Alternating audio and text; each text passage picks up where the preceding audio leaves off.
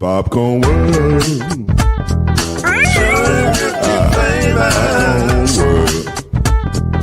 Popcorn world.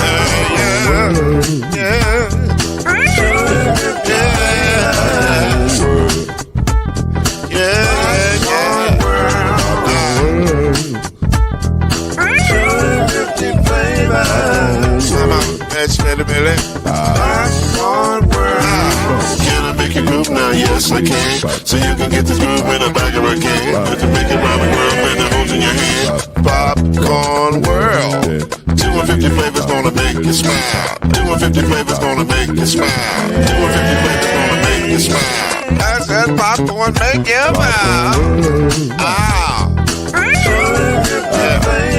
Popcorn world. Popcorn world. Popcorn world. Popcorn world. The popcorn world. Trying to get his team on the lead.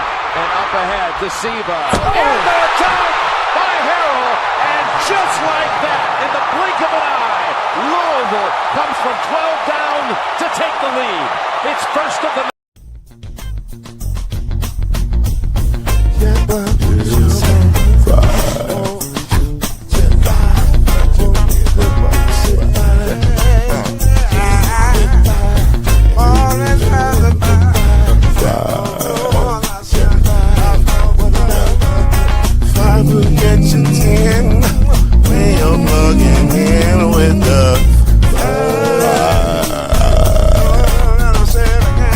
There's no mystery. Let's make history with the five. Off the throne. 2 and 3. Add 1 more plus me and do the 5. Yeah. We'll keep it on the floor. And the funk plus 4 and you got 5. I should be 1 and 9 and 10. And there ain't no spread on the 5. All right, everybody. We're here. We know it's about to happen. Chad, take a few minutes here. Just go ahead, Chad.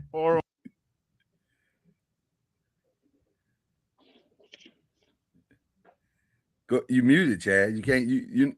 Are you not ready or prepared for this moment? Okay, here we go. All right. Hold on. Hold up. Hold on, man.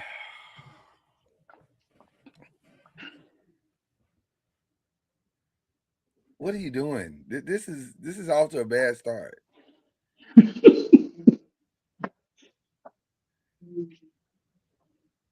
you not hear us? On my headphones. Give me a second. Okay, do you want us to pull you back in when you're ready? It doesn't feel like you're ready. Hey, it takes time, man. Give me a second. We just supposed to sit here and wait for you? You've been waiting since 1989 for this moment. You ain't ready? If I'd been waiting since 1989, I'd have had something ready to go. I'll tell you what. While we're waiting on Chad, allow yourself to be entertained. Trying to get his team on the lead. And up ahead to Siva. And the attack by Harrell. And just like that, in the blink of an eye, Louisville comes from 12 down to take the lead. It's first of That's going to keep happening until you get started. Oh, my God, this guy. There we go. There we go. There we go. There we go. Okay, can you get started, please? Hey, man, don't rush me. I'm rushing, man. We're trying to get his team on the lead. And up ahead to Siva. And the attack. Keep it up, Chad. It's going to be a long night. It's going to be a long night. Retire that, Playboy. You retire that, man. Hey, national champs, baby. National champs. Oh, man. Redemption, baby. Redemption. 13 years ago, redemption. Hey, man. Shout out to Coach Dusty May. Shout out them boys, 2026 boys. Yeah, man. 3 years removed since I did this last thing. Football and basketball. So, Big Ten stuff. You know what I'm saying? But been a hot summer for the Big Ten. I gotta admit that. Big Ten stuff, man. It's cool. A hot spring, rather. We win championships, baby. Winning championships. So, back to regular schedule program. That's all. Are you done? Are you done? Yeah, man, I'm done, man. I don't want to be too braggadocious about it, man. It is what it is. All right. Well, listen. It is what it is. Keep it in the gangster. He's right. They did it. Now, let me tell you, let me just tell you, it was an ugly game. It was an awful game. Defense won championship. Clearly that is true, because that's exactly what we got. It was an all defensive experience. But listen, it does not take away from the fact that y'all won the game. So we can bellyache about how ugly it was and how it was ugly. How UConn shot 9 for 33 from 3-point and 21 of 68 from the field. And y'all didn't do no better. Y'all were 2 of 15 from 3-point. We didn't 21 of 55. We didn't make a three till like the fourth quarter. Well, there was no quarters, but yes, you are correct. I mean, the four quarters in there. My bad. Back of the game, yes. I've been drinking. My bad. I've been drinking. My bad. Y'all off that do say. That's what it is.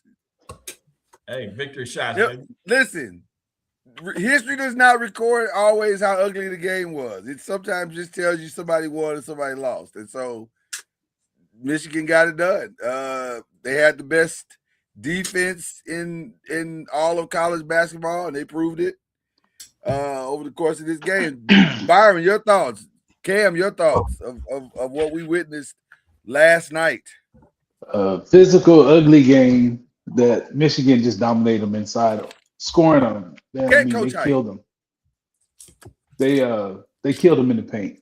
Yeah, scoring, even though they got out rebounded but they just were dominant in the paint. Which is crazy that they got out rebounded, because they really got dominated out rebounded. It's like 46-39, I think it was. Yeah. But Cam, what do you think? What are you thinking over this? We gotta listen to little bro all year long. We ain't gotta listen to him. He ain't been talking about Michigan all year long.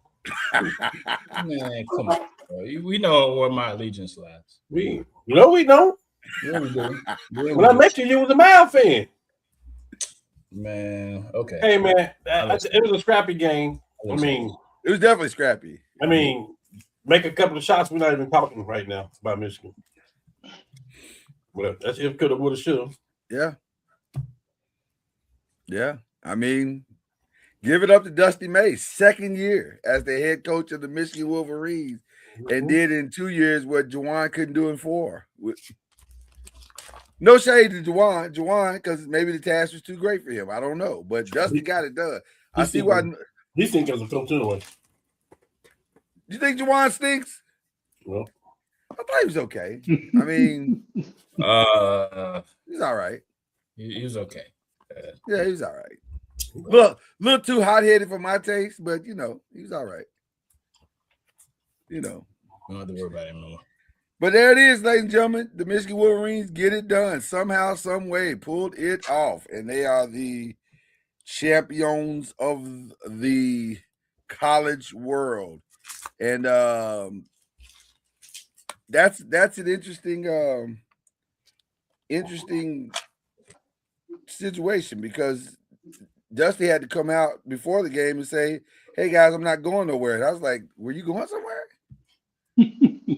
There was talks about maybe the North Carolina thing, and then some NBA interest stuff. Yeah. I hadn't heard the NBA interest stuff. Yeah. But I had heard the North Carolina stuff. But I'm like, that's weird coming from, you're in the national championship. Why are you trying to leave? Like, Clearly, you only been there 2 years. Clearly, what you're doing is working. So I don't understand what the problem is. North Carolina. Household name. Is that what it is? Yeah. Isn't Michigan a household name? Because Michigan is Like Michigan. that. No, that's On not. basketball. I mean, North Carolina is a big job, so yeah, you have I to. guess. I guess. It's I not? mean, It's not. no. I'm not saying that North Carolina isn't. I'm saying Oh yeah, North Carolina. I think is Michigan is a way up there. pretty North big Carolina's job a as top well. 5 job. Now it is. Yeah, now it is. North I think Carolina it was is a there top before. 3 job in the country. It was, but I mean, now they put their stamp on it now. So, I don't know. but it's not North Carolina. I hear what you're saying, Byron, but I look at it. I guess I'm looking at it a little bit differently because the way the landscape of college basketball is now, you can win from multiple fronts. Like you don't have to have. I don't think these kids care about as much about the name on that jersey as they used to. I bet you it's way easier to win in North Carolina than it is other places, though. Name 3 better jobs. Duke and what else? Duke. UConn. Who else is better? Well, but when you say I would better, say UConn the last like 6 years, but that's it. When you say better, what do you mean? I guess we have to qualify prestige, better. Winning, money, name recognition, all of that's Jordan brand, all of that stuff matters. Michigan got that, but they don't have the prestige. Like only once is 89. Yeah, you either a football school or basketball school. Predominantly. Okay. Well, I mean, listen, Michigan is now in the conversation. We both. How? Well, they in there now. Come on, y'all a basketball school more than you a football school. They still come on now. You think they're a basketball school? Y'all cheated. Well, they cheated for the last one they got. Well, yeah, that's true. Come on, man. Like they ran the whole staff out of there because they cheated. That is true, Chad. And then the dude they gave the job to, he cheated in other ways, and he out of there too. They found out we didn't cheat during that football season, so ain't nothing been taken away. Who found that out? They did an investigation. Where did these people found it out? We still got in the banners. That was a light investigation at best. Hey, and they should call the FBI. And mainly that investigation was light because the guy that cheated was already gone anyway. It didn't matter. Investigation. We still got. Well, they caught the dude on the sideline stealing signals, man. How you gonna say y'all ain't get caught cheating? Like, come on, stop. He was literally on the sideline. They saw him. There's video of him on the sideline. That dude was throwing crib signs and everything. Don't take it away from the basketball team. We just won a national championship. We're not gonna take it from the basketball team. Y'all did it. We're in the conversation. All right. Well, listen, there it is, ladies and gentlemen. The Michigan Wolverines have taken it on the men's side and on the women's side in shocking fashion. We watched UCLA take boot to A. I mean, North South Carolina. Now, to be fair, maybe they were a little bit, shell shocked from the entire experience that they just went through. I think they played their championship in UConn. They played their championship. I don't. I think they got their butt whooped. Well, no, they got. They were gonna get their butt whooped if they play that game 10 times. They would get beat 9 times. Yes, sir. UCLA is just bigger and better. They're bigger. They can defend them. They couldn't get in the paint because that 6'7" girl. She was affecting stuff, and they couldn't get a rebound. They weren't going to beat them. I disagree with. I don't think the legs, the drama, none of that had anything. I mean, they beat UConn fairly easy. Like that wasn't the second half of that game. They were up 10 most of the second half. So I just think they got their butts whooped by a team that was bigger and better. Well, listen, two things can be true at the same time. They could have been a little bit fatigued mentally and emotionally from one thing, but also you're also right. They probably weren't going to beat UCLA whether they were mentally fatigued or not. That you can't coach height. Yeah. You can't coach height, and UCLA was big everywhere. And they executed their game plan to a T. It was well coached. They're just a better team. Well, and I can't I would never argue against that. I just think So anyway, let's go back before we go forward. UCLA went through the same thing that they went through. No, they didn't. Yeah, they did. No, they didn't. UCLA, Texas's coach. Texas was the hottest team in the tournament. Texas is the only team that beat them all year. Hold on. But Texas's coach, when they lost, he didn't blast UCLA's and try to embarrass the coach through at the end of the game and in the press conference. So we're gonna use that and say that's why they was flat. I'm not saying that's why they were flat. I'm saying it had an effect. Those things have an effect. They had an effect.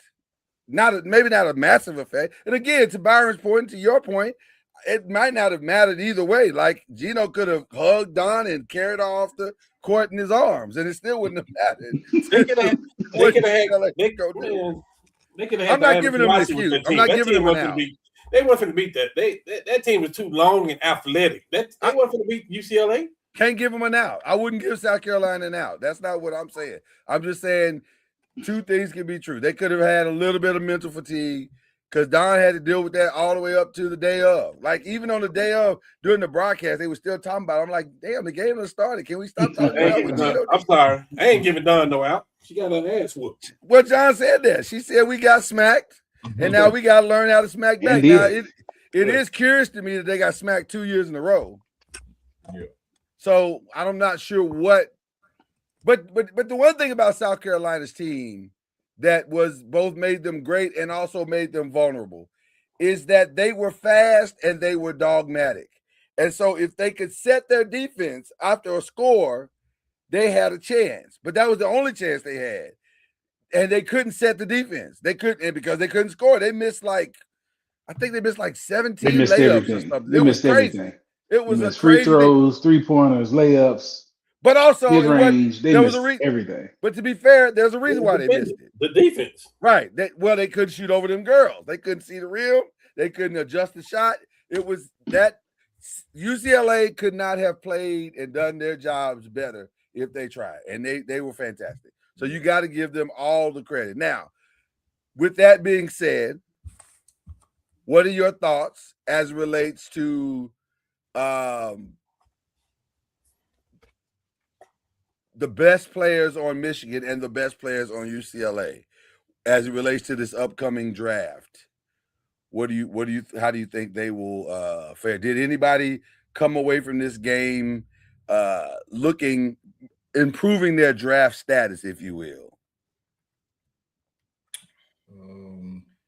Maybe 80 a day. Is it a day, Mara? Yeah.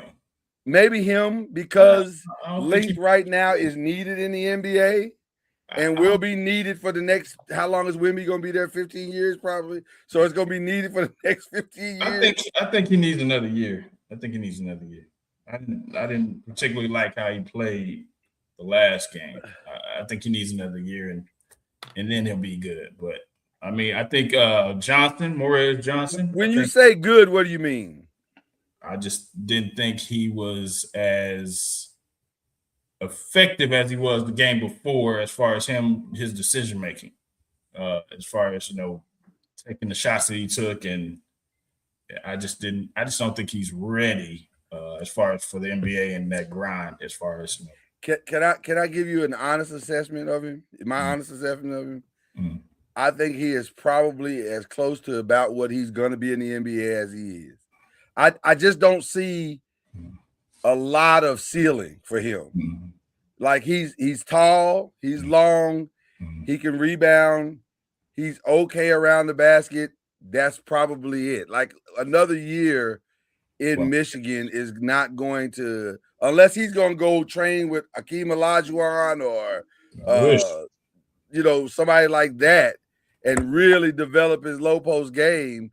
He's probably where he's going to be. And I think for him, he probably needs to strike while the iron is hot. That's fair. So I don't know. On the mid side, you guys see anybody that did themselves any favor with this game? Or with the tournament? Or with the tournament in general? We'll say the whole tournament, because you're right, that game was awful. I mean, Johnson from Michigan, Morez Johnson, I think he'll spiked his interest a little bit. And also the guy from UConn, guard. Talk about Braylon? Or are you talking about Solo Ball? Solo Ball. I think he might spike his interest as well. Solo's interesting. He's not a great shooter. And I don't know. I don't know what he is. Like, what is he when he projects up? Guys, what are your thoughts on Solo Ball? I don't really know. I didn't get to watch a lot of the men's tournament, just dealing with grid stuff. And so well, even in that game, did you think he was okay in that game? He was okay. Yeah. He was okay. That game was just so hard to judge because it was so much hacking. Like, it was bad. Like, they were getting hit in the head, they were grabbing, pulling. It was hard to get a feel on what the kids could do. It was a grind. Is A Cuff a top 10 pick? We'll get to that in a minute. Well, you said the tournament, so I was talking about specifically those two teams. Okay. Yeah. I think Lauren Betts, like, if you're the Dallas Wings, if you're just looking at the last game, she played way better than AZ Fudd. AZ Fudd is the number one would scare me to death. That's what me and Lauren she couldn't get away from anybody. She couldn't get her shot off. We had that same conversation. And I'm not drafting. I don't care who her girlfriend is. I ain't drafting that girl number one. I was gonna say, and while you are probably correct, it's politics. Paige is probably gonna get whatever she wants. Oh well, then she ain't gonna get a ring. Well, she get a ring, just not like a championship. She ain't gonna get that one. Yeah, Might not be a championship. I mean, you can't 6'7", and the way she was making shots, she was hitting turnarounds. She was spinning. Lauren Betts is what they need, but it's not going to happen. I'll tell you this: the one thing that really got me like looking at Lauren a little bit differently, her elbow shot was on. And I was like, now if you go hit that, you might be draftable like that. Because that's a game changer. Draftable. You can't see 6'7" and can score. And who's got the number? Who's got the all number? 6'7s are created equal. Like, but she's not a slug. Like, she's not a slug. She's not a complete slug. And she blocks shots. She changes stuff in the paint. I'm not taking a guard that couldn't get away from nobody. Well, listen. Because that's what she's gonna play in the league. If she couldn't get away from them, every team got one. But here's the thing. I don't think AZ Fudd can get away from them. I agree. I've never thought that she could get away from them. I never thought she should have been the number one pick. When they were talking about her as number one, I'm like, I don't see it. Yeah, I don't see it. She ain't Paige. She not Caitlin. Yeah. As far as plug and play guards go, to me, there's only one, and that's Olivia. Olivia is probably ready to step into the league and play day one and be effective. But that's mainly because her game is not predicated just on scoring. Like, she's a true playmaker. So I think AZ, for her to come in and really be effective, she's going to have to learn how to be a playmaker too, and allow her playmaking to kind of get her off so that she can run off screens and pin downs and stuff like that. That's how she's going to have to score. I don't think she's a true, I can stand in front of you and take you to the hole kind of player. I just don't believe correct. That. Yeah. So I agree with you 1,000% on that. So it's interesting to see. And then I'll tell you somebody else that really stood out for me also was the Kiki Rice young lady. She's a lot faster than I thought she was. And I was like, oh, okay, she's got some speed. She's not I don't know if she's a true one-on-one killer, but I think she can get to spots and make plays.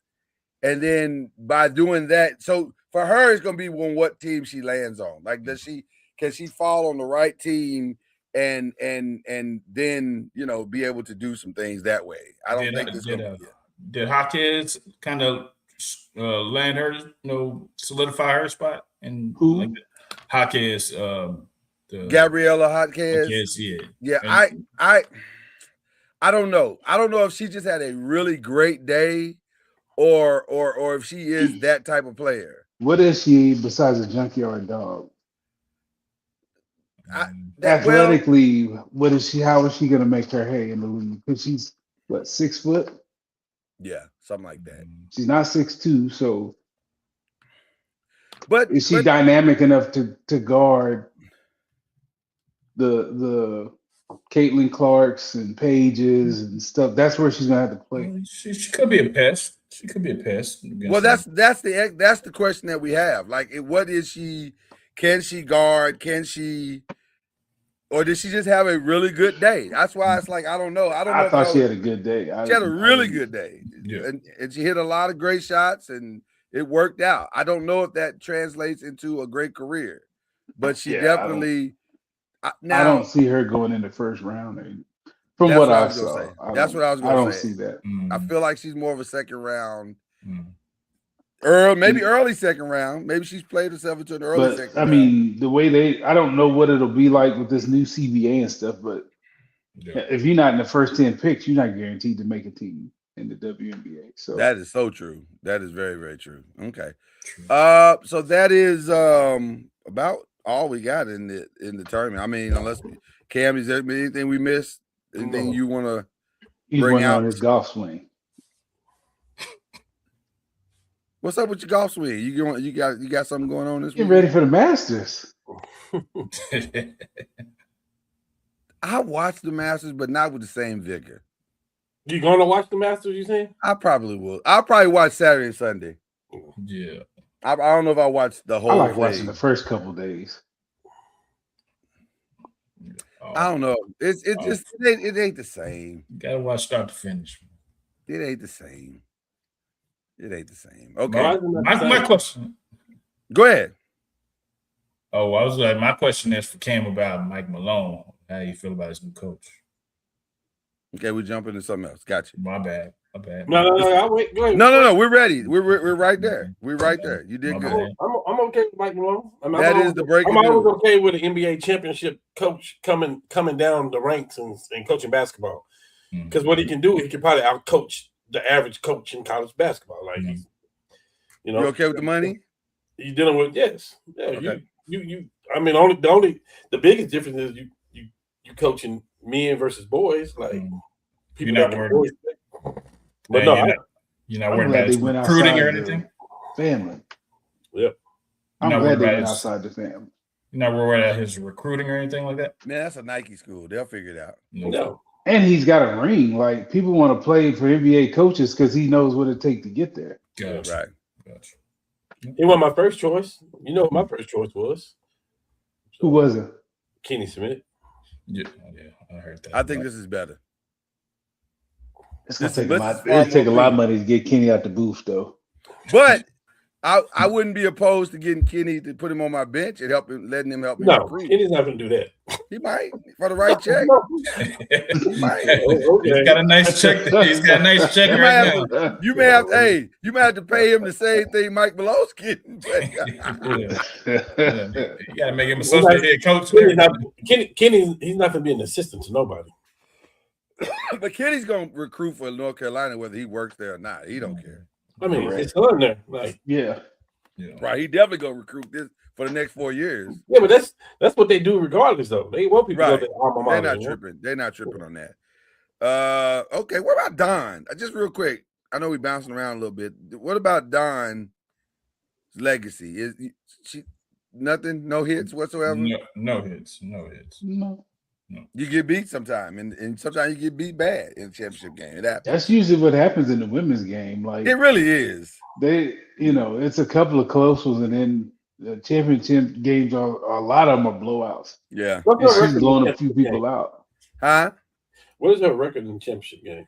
Great question. I want to say she's 500, or she might be a game under. I was thinking she's either 500 or a game under. Yeah, I know she's not 500. She's got 2. She got 3. She's got 3. And she got 3? Asia's, then 2 years ago, and then 2 years before that. She went Asia and then back to back, right? Was it? I didn't think it was back to back. I thought it was back to back, and I thought you might be right. I'm not sure, but I think she has 3. I think it is 3. I think you're right because the Asia. But I think she's lost because Asia got the first one. Yeah. Yeah. Okay. Well, she's lost a few too. Absolutely. Yeah. Matter of fact, I want to say we know she lost 1 to Gino. We lost this year, and I think she lost 2 to. She may have lost 2 to Gino. She's 3-2. She's 3-2. In Okay. championship games. Yes. Okay, so she's slightly over 500. That's good. I would say this. It's hard not to put her top 2. Maybe only Gino's got 1 because he's won more, but like that's the only reason. I think so. He's been there more. He's won more. But let me ask you this: how bad did he hurt it? Did he hurt himself this weekend? Absolutely. Yeah. I think so. Talk about it. Talk about it. Let's talk about it. My daughter was thinking about going to play for him. I would advise against it. Really? Wow. Mm-hmm. Absolutely. Wow. He has a problem with women. Wow. Women coaches that best him. Let me say that. Oh, he right. has a problem with that. Yeah. You're right, because and it's well documented. Smoke, Muffet caught the smoke. Muffet, yeah, and yeah, Don has caught it down. Yeah. He don't. And I just thought that was Bush League. I thought that was awful. Like we were. All of 3 of us were with our mouth open, like, what in the hell is wrong with you, dog? Can't hide from was TV. so flimsy. It was It was like, what does that even mean that y'all didn't meet for? Stop it. You can't hide from the TV cameras for sure. You can't hide. So, well, it was the one after the introductions. It was the second one that you really do in the championship game, not the semifinal. Come to find out. Okay. But even if she did miss it, who are you to chastise her?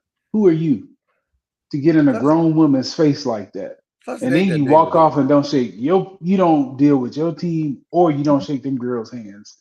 That's a coward. And then that was a whole move. That's what it was. Yeah. And then also, had he won, he'd have never done that. Oh, he was dancing and grinning last year when he won. Yeah, he'd have never done that. No. So and he wouldn't have done it to a male coach, either way. I agree. Yeah, I agree. Cam, you got any thoughts on that one?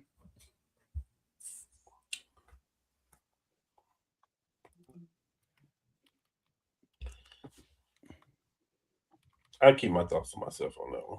No, did we do a show called The Five? With all due respect, he will have no problem getting recruits in, regardless. Oh, it's not gonna change. He won't, but I would have a problem with that. I don't think it's gonna hurt him at all with recruits. Yeah. No. I think he had a bad moment, like a lot of coaches have. I don't know if it was that they have that bad. I don't know if it was that bad though. No, it was bad. It was bad. I don't know if it was that bad. I think it was that bad. In the grand scheme of things. I mean, the optics. A woman and a black woman. We looking at it because it's a woman and a guy, and he's black. She's white. She's black. And for me, it's not. Just that's me. That's why I say I prefer not to. I'll say this. I didn't. If I'm being honest, I didn't see it as a black woman thing. I saw it as, why are you doing this? A lot of people did, though. I know a lot of people. The world did.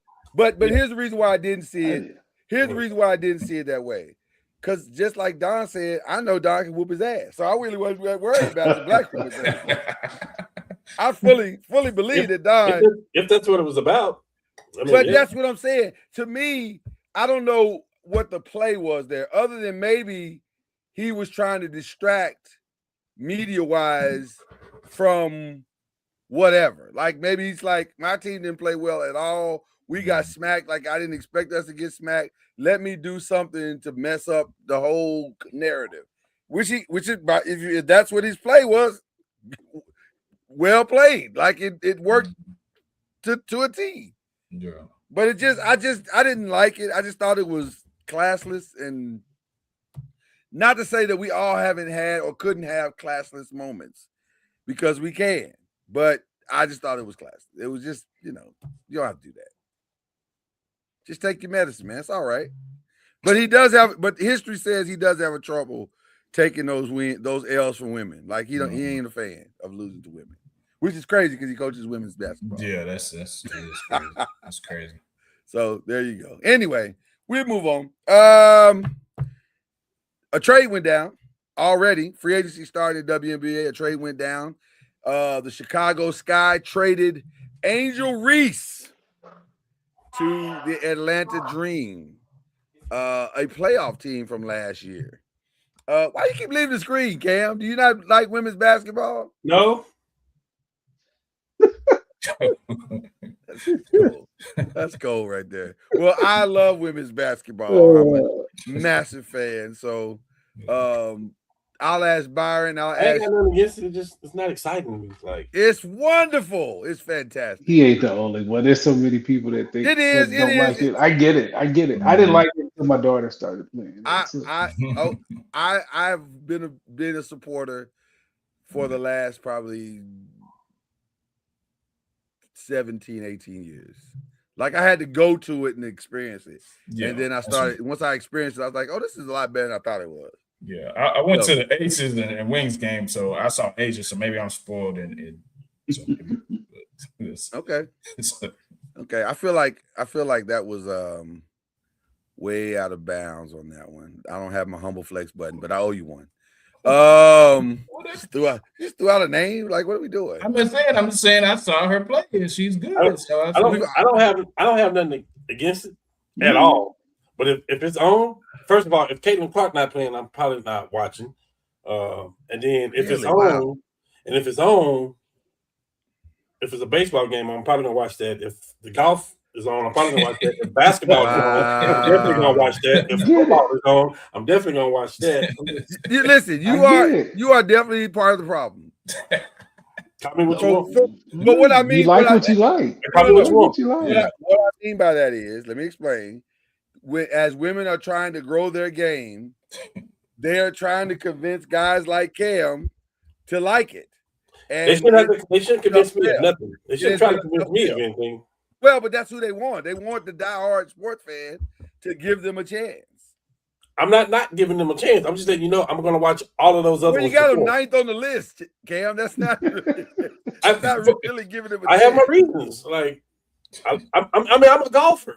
I'm going to watch golf before I watch baseball. But I think you're saying what a lot of men say. And I'm not chastising you at all because I get it. I wasn't there always either. So let me not act like I've always been around. I have not. But as I started covering the sport more, I started to appreciate it more on all levels.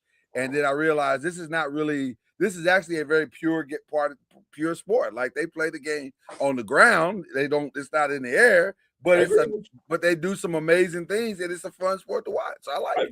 I agree. Yeah. So, but I get why guys say they don't like it. I don't think it's even, but I think it's hard to compare the women's game to the men's game. They're two different games. They are not the same at all. Yeah. Like, and if you're trying to use that, that's why Shaq was saying, well, it should lower the rim. Well, if you want it to look like the men's game, then yes, you should lower the rim. But I don't think that's what they're after. I think they're trying to get people to appreciate the beauty of the game for what it is. But the other side of that is, I mean, you want to sell tickets, seeing, somebody Asia dunk on somebody might be more entertaining than not seeing Asia dunk on somebody. So I don't know. I get it. I get both sides of the argument. And then there's some other problems. It's not an argument for me, and I'm not. I hope I ain't sounding chauvinistic. Female chauvinistic. Well, no, because I'm just letting you know. The only reason I even watch women's basketball, Caitlin Clark, is the reason I watch. Like, seriously. So, like, I see her playing everybody else. I look at these matchups and I see what everybody else is talking about. But Caitlin is the reason I'm watching. I mean, my son's at Ball State right now. Guess what? I'm going to catch a couple of games when I go see him up there in Indiana because I'm a Caitlin Clark fan like that. Now, listen, I don't know. If Gigi was playing, it may be different. Juju, yeah. Gigi. If Gigi's playing. Gigi Brandt. If she was playing basketball, huh? Yeah. What? Who is Gigi? Ah, man, come on, bro. I'm done. Come on, man. Okay. Come on, man. That's tough. Well, I'm trying to learn the names and be familiar with the games. Okay, well, if Kobe Bryant's daughter was here and she was playing, it may be different. That's the Gigi. Lord have mercy. Yes. Well, how would I? If well, hell, how many GGs you know?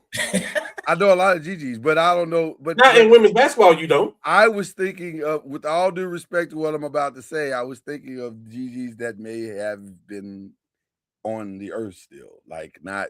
Okay. That's why I say if Gigi was here playing basketball, I might kind of cold. Different. Okay. Because you would look at it and you would be like, whoa, shoot, that's Kobe with her. That's like, true.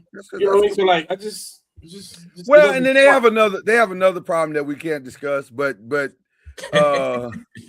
can. We've discussed it many times on this show.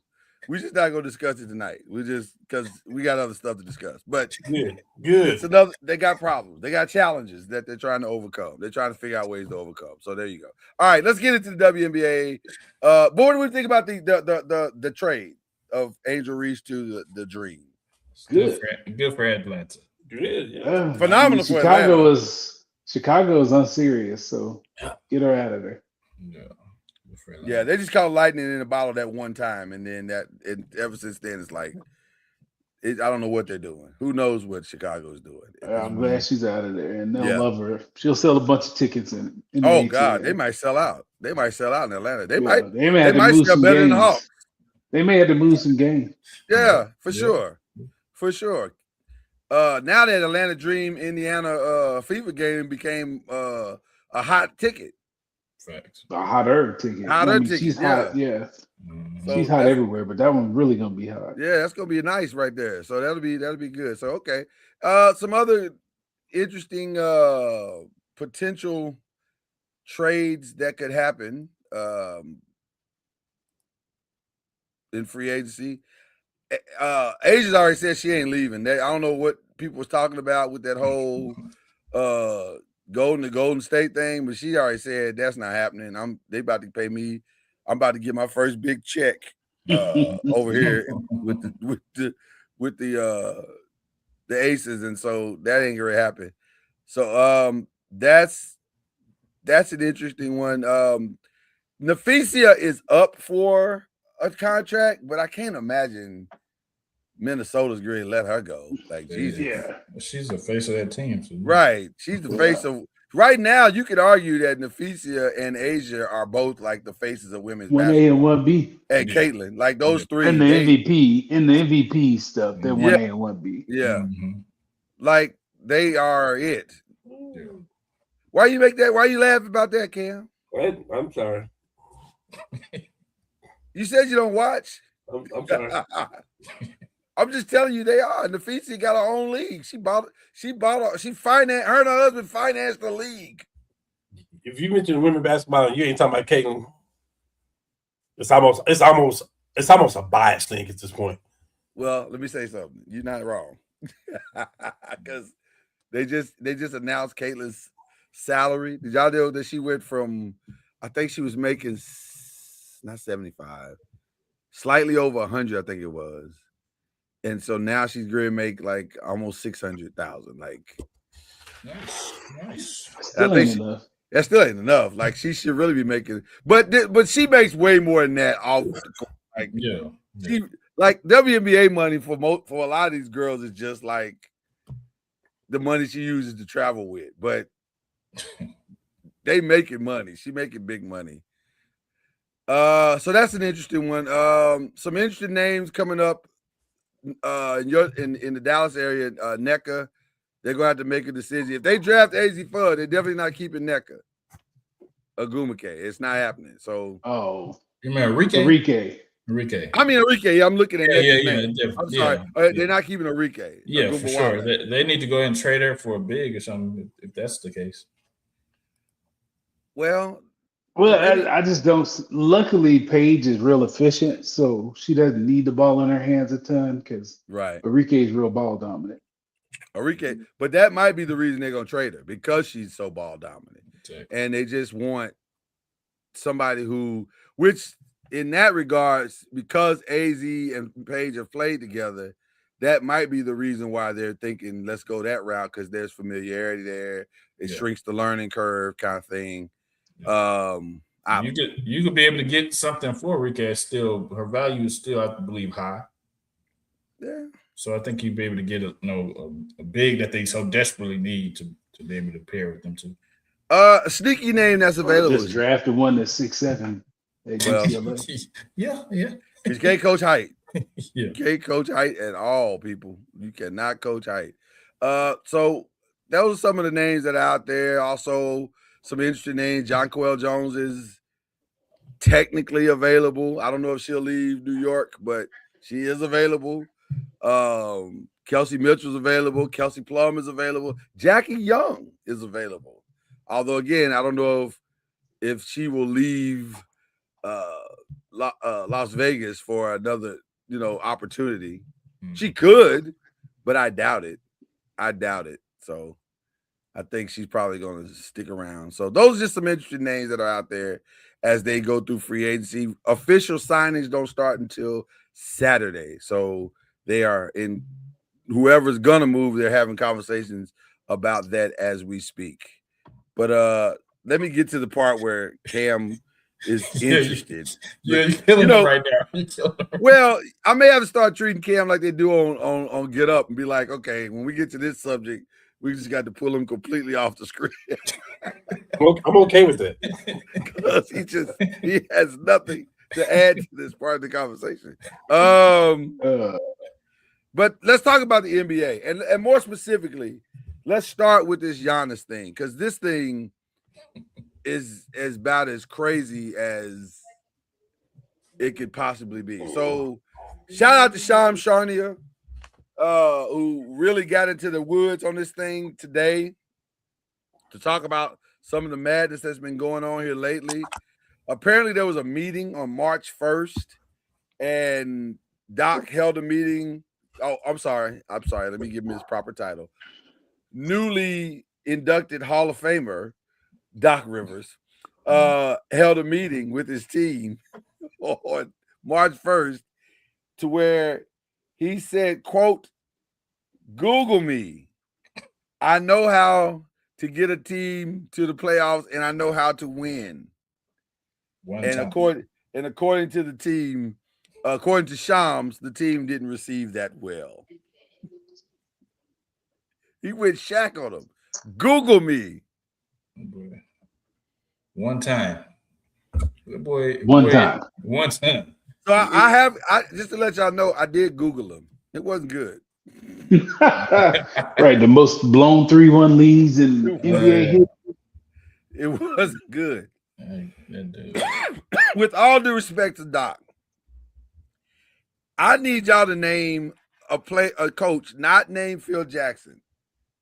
And Phil Jackson is actually a horrible comparison for Doc's argument.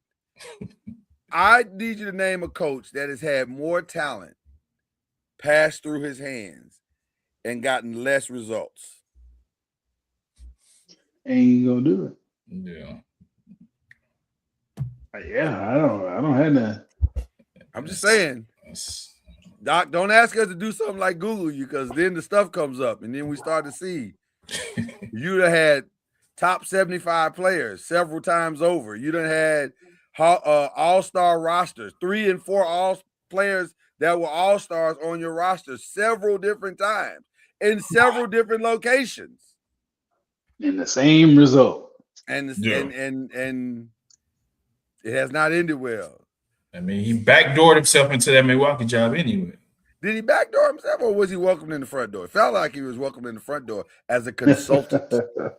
I mean, remember, he was a consultant. Yeah, I mean, it could be back door, front door, side. I don't know. Shams said there was a second meeting where he called out all the players, and real specifically Miles Turner. He was like, he told Miles Turner in front of everybody, "I'm real disappointed at how your production this season."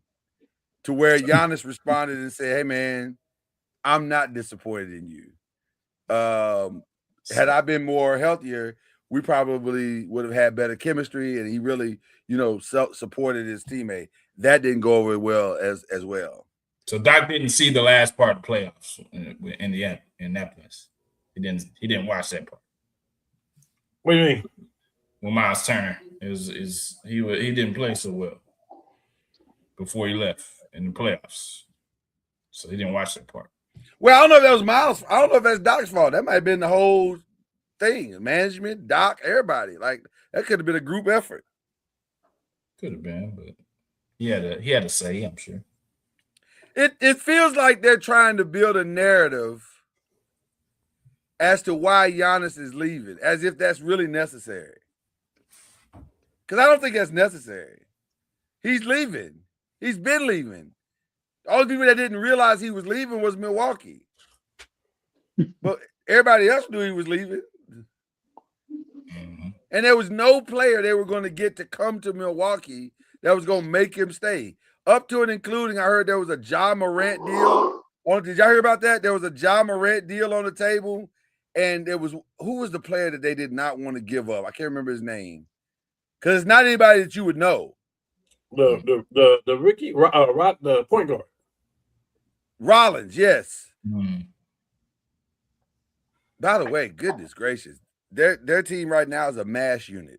This is the following players are out right now: Ryan Rollins, Gary Trent Jr., Kyle Kuzma, Miles Turner, Bobby Portis, Kevin Porter, and of course Giannis. Jeez. Who's playing? Like just Jericho too. Are they just pulling people out of the stands? Like I mean, they probably use a lot of two-way contracts from G. Torian Prince and Jericho Sim. Pete Nance. Shout out to Pete Nance, who's faithful. And Usman Jang. I don't this Giannis thing just is it's kind of messy. I don't like it. I love it. I don't like it. They just need to get on with it, man. They just need to go on and get on. Yeah, why do you love it so? Because I can see clearly now that the rain is gone. The rain is gone. Yeah. All the obstacles are out of our way. Yeah, and with him not playing, he's gonna be healthy when he get to y'all. Super healthy. Super healthy. Rest. And I don't think it's all a Doc thing either. It's not all Doc thing. That's why I don't like. That's the part I don't like. It's not all Doc's fault. I mean, y'all. This is an organization. Doc don't help. Doc don't help. Doc don't help. That is Doc don't help. But I mean, y'all. Adrian Griffin was doing good with that team. Y'all fired him. Like this is a Milwaukee. Drew Holiday was doing good with that team, and you traded him. Yeah, Everything went downhill since then. Yeah, this ain't all Doc's fault. I'm not gonna blame Doc. But guess what? You on the hook for that too, though, Giannis, because you had to sign off on that. Yeah, that's true. You're a franchise player. You definitely signed off. They definitely called you and said, "Hey, what do you think? You had a vote. Yeah, what do you You had a vote. He's not the best GM, so no. He's an MVP. All he got to do is say, I want him. Cam, does any of what he's doing there and the close of this situation make you nervous for what could potentially be his next destination? No. Okay. No. It's just like it's not even bad though. The media is making it worse than what it is. It's a thing where Giannis don't want to be there. They want to get as much value as they can for him. So the divorce just seems a little bit nasty. Let me just say that. Yeah. Let me just say that. We've seen worse.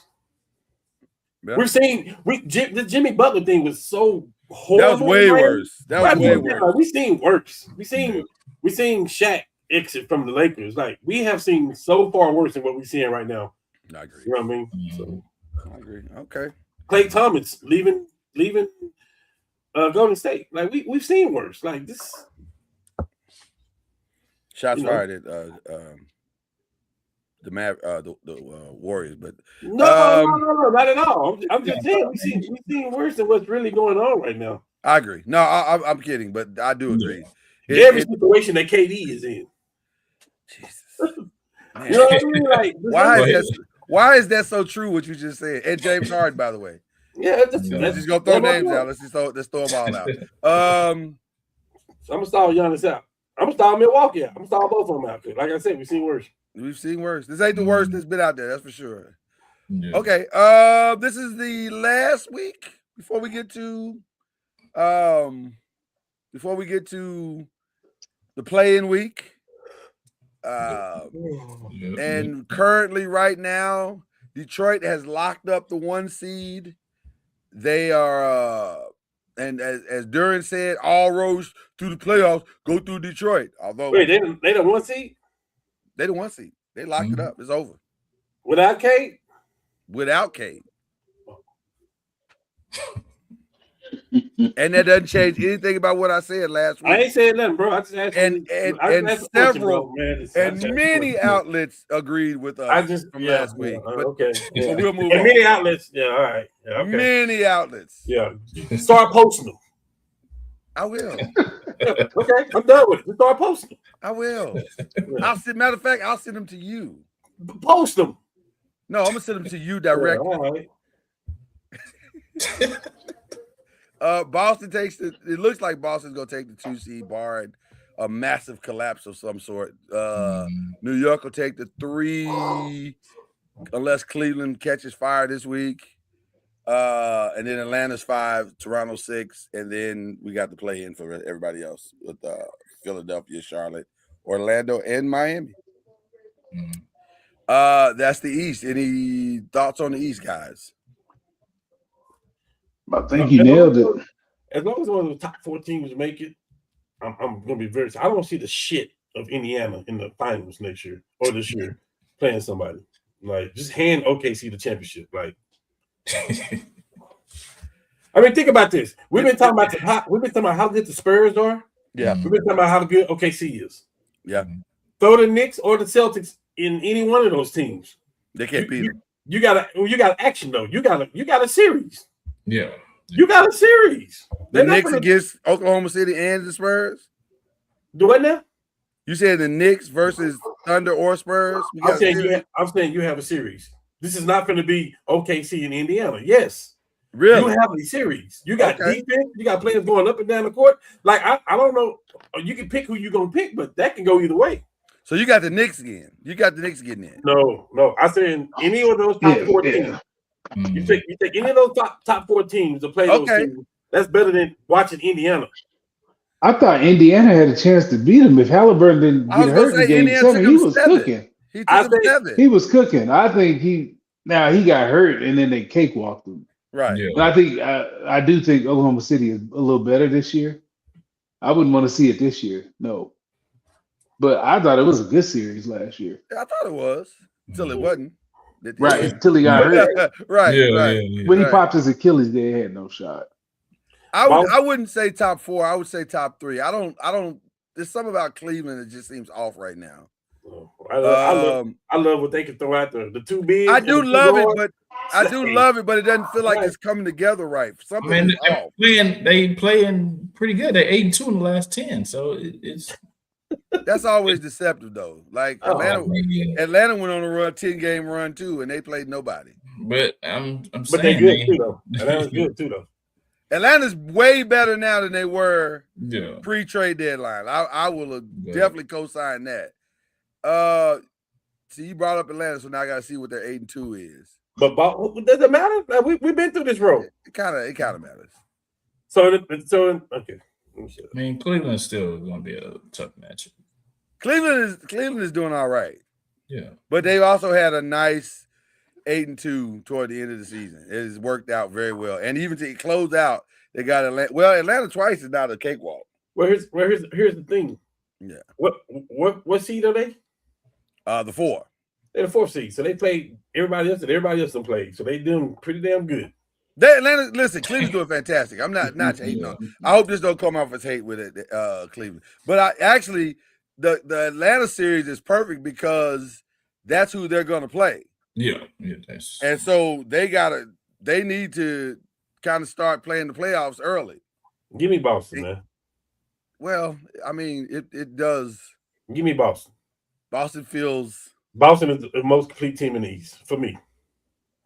Complete. Okay. They are the most complete team in the East. Okay.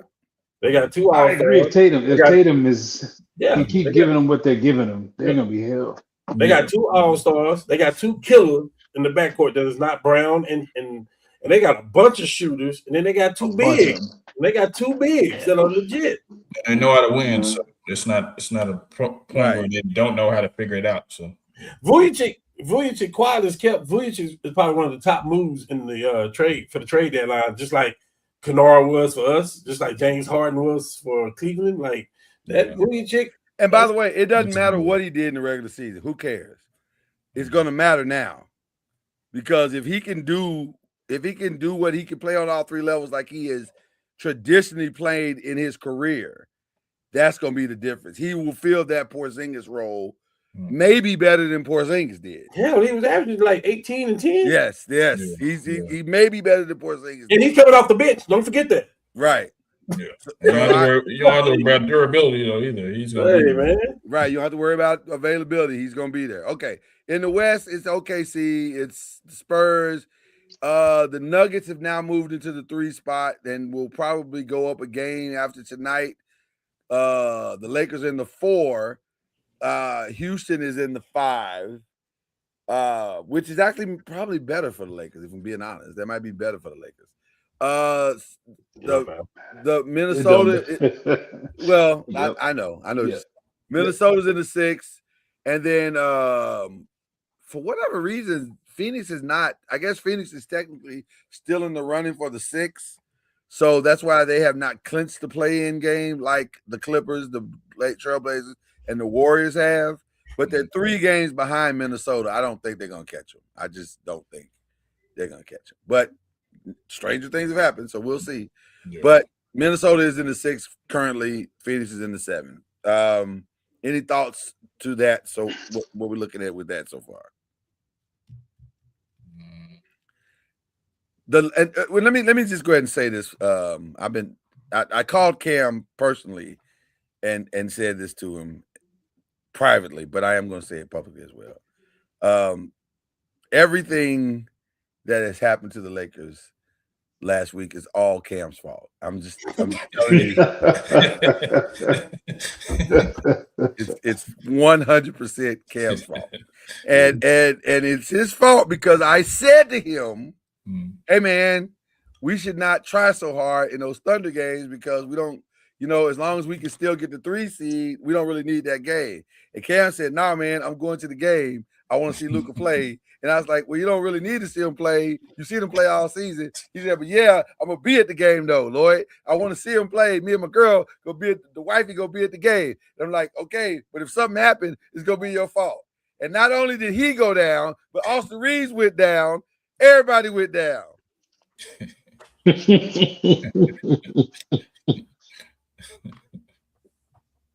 saying, Cam. Still got LeBron though out there, and I'm gonna tell you play tonight. And I'm gonna tell you, like I've been telling you and everybody else for the last 3 weeks. Okay, talk about it. This 40-point stuff that Luka's doing and all this what he's doing in March. This is gonna come back to Hunter. Like he's doing too much. He's putting too much on that. It's too much. Nobody is doing this like Luka is doing. It is too much. Even when Jokic put his numbers up and these triple doubles and stuff, he's not going hard like what Luka's doing. He's not going hard like that. Yeah, it's too much. You know what's interesting? I knew we were in trouble before that Thunder's game. I did. The game they played before. Was it Miami? Who was it they played before? It was Cleveland. We beat their heads. Cleveland. Yeah, but then we were up. We were already up. Yeah, but then they brought Luka back in. Yeah, but people was on the bench when we was up though. Yeah, but we didn't have to. We should have listened to get. He didn't need that 40 that night. He didn't need that 40, and they made him come back in and get that 40 because they were down by. It went from being up 20 to being up 12, and I'm like, come on, man, well, he's going to Germany to get some special treatment. Also, not as reported, but he's also going for the birth of his child. Let's also be honest about that. It's probably more that than the treatment. But he's going to get some special treatment in Germany and try to be back for the first round. But what does being back for the first round really mean, though? Because even if he's back, he's not 100%. So, I don't know. Cam, I'm going to be honest with you. At this point, let's shut the whole thing down and start getting ready for Giannis. Not yet. Do you want to see what's going on? Yeah. Can we see crazy stuff happen? It's stuff would have to get really crazy for this to work out. Okay. So the first round y'all will go against the Rockets, right? Huh? First round we'll go to the Rockets. Yeah, which by the way is under normal circumstances would be a very winnable series. Now, because of our losses, it could get a little tight. I'm not saying they can't beat them because the Rockets have not played the greatest, although you can look at their they're playing better lately. Lately, they've been playing a little bit better, but it's like very tight. Every game is very tight. So, we'll see how it goes. We're scrappy. That's what I like about us. We're scrappy. You throw the Vanderbilts out there, you throw the Smarts out there. LeBron is going to be LeBron. You just got to hope that he don't get hurt because he's trying to do so much now. Kennard is a lethal. He's a 3-point shooter. LaRavia is actually playing aggressive now. He is. He looks better. And Dalton Kennett is playing for his NBA career.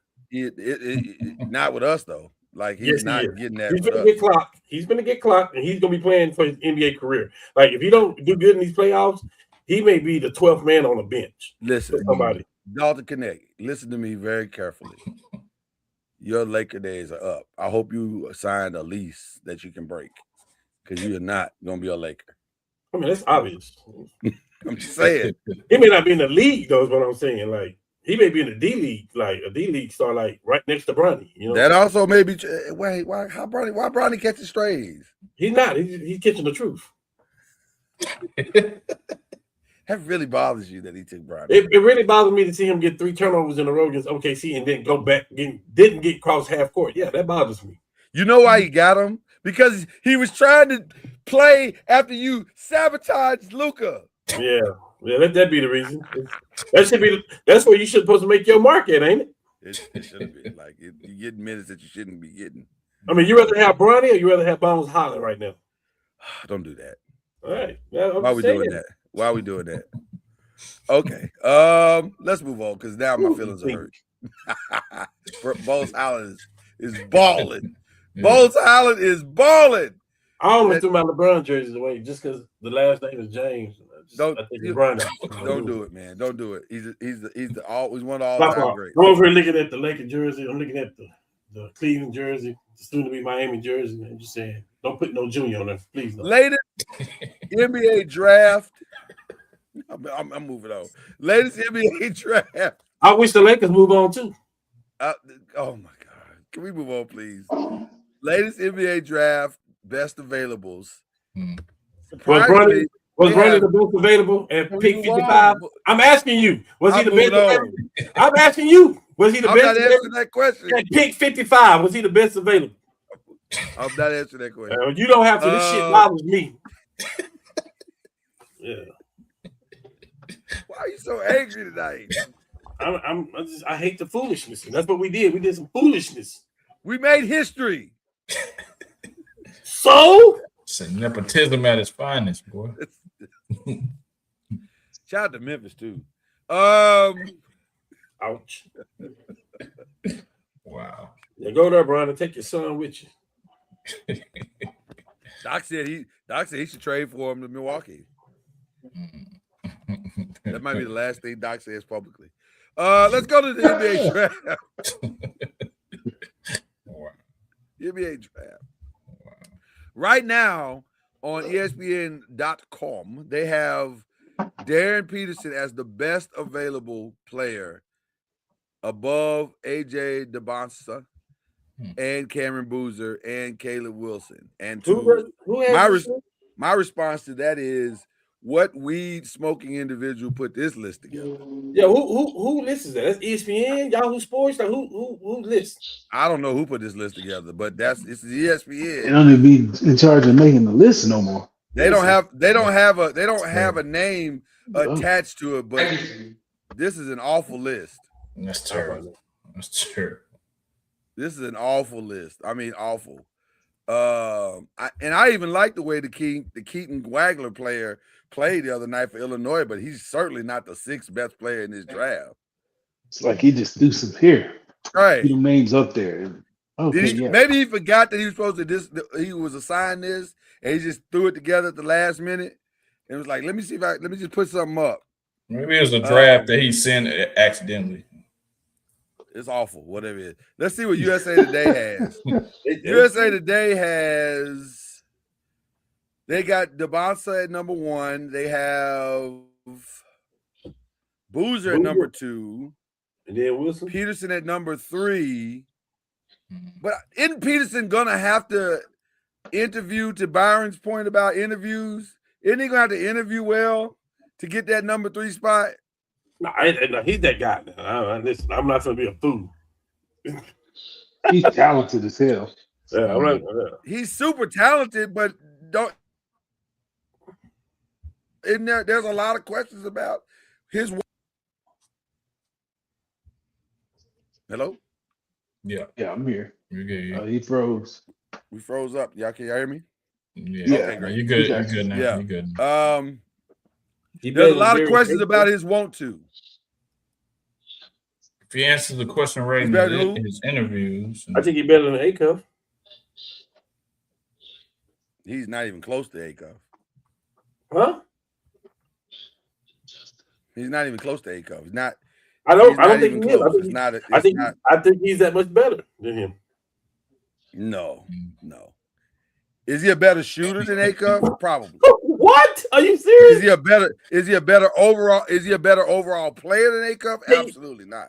Can you take your fanhood out of it for a bit? Not. This ain't got to do with fanhood. I don't know. I have eyes. I like Peterson. I actually have 4. I get he's crazy. But I now have. I get it, but that I now have 4 eyes. though. I can see him just that much better. I don't know. I'm just saying. What about the Kingston Flemings guy? Do y'all like him? I used to. Okay. Don't know much. I don't trust them Houston dudes. Anybody that comes from Ralph Sampson's tree probably can't shoot. Kelvin, yeah. You talking about Ralph? Yeah, sorry, Kelvin, yeah. But you just got to assume they can't shoot, especially in a big game, because they never shoot well in a big game. Ever. Going back to OU. None of them. Did Yoxell play himself in the top 10? I don't know. Depends on how you feel about him playing with a bum, knee, and ankle. I don't know. Well, I'm assuming he's gonna get better.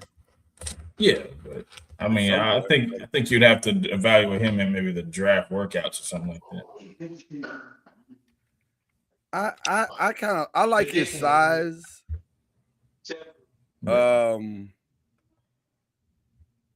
He seems basketball intelligent, so that's nice. Probably gonna interview well for sure. That might be. I don't know. Top 10 might be reaching for me to get him. Like probably top 20 for sure. Yeah, top 20 for sure. I'd want to get him in some kind of value pick kind of situation. But top 10 is based off need. I don't know, based off, I guess, need and what everybody else needs. When I draft you top 10, I'm thinking plug and play. Yeah. Well, I tried to tell you who number 1 pick gonna be. Try to tell you that. Who did you say it was? You said DeBonsa, didn't you? Yes. Okay. I don't think anything has changed. I think he's probably the number 1 pick. Yeah.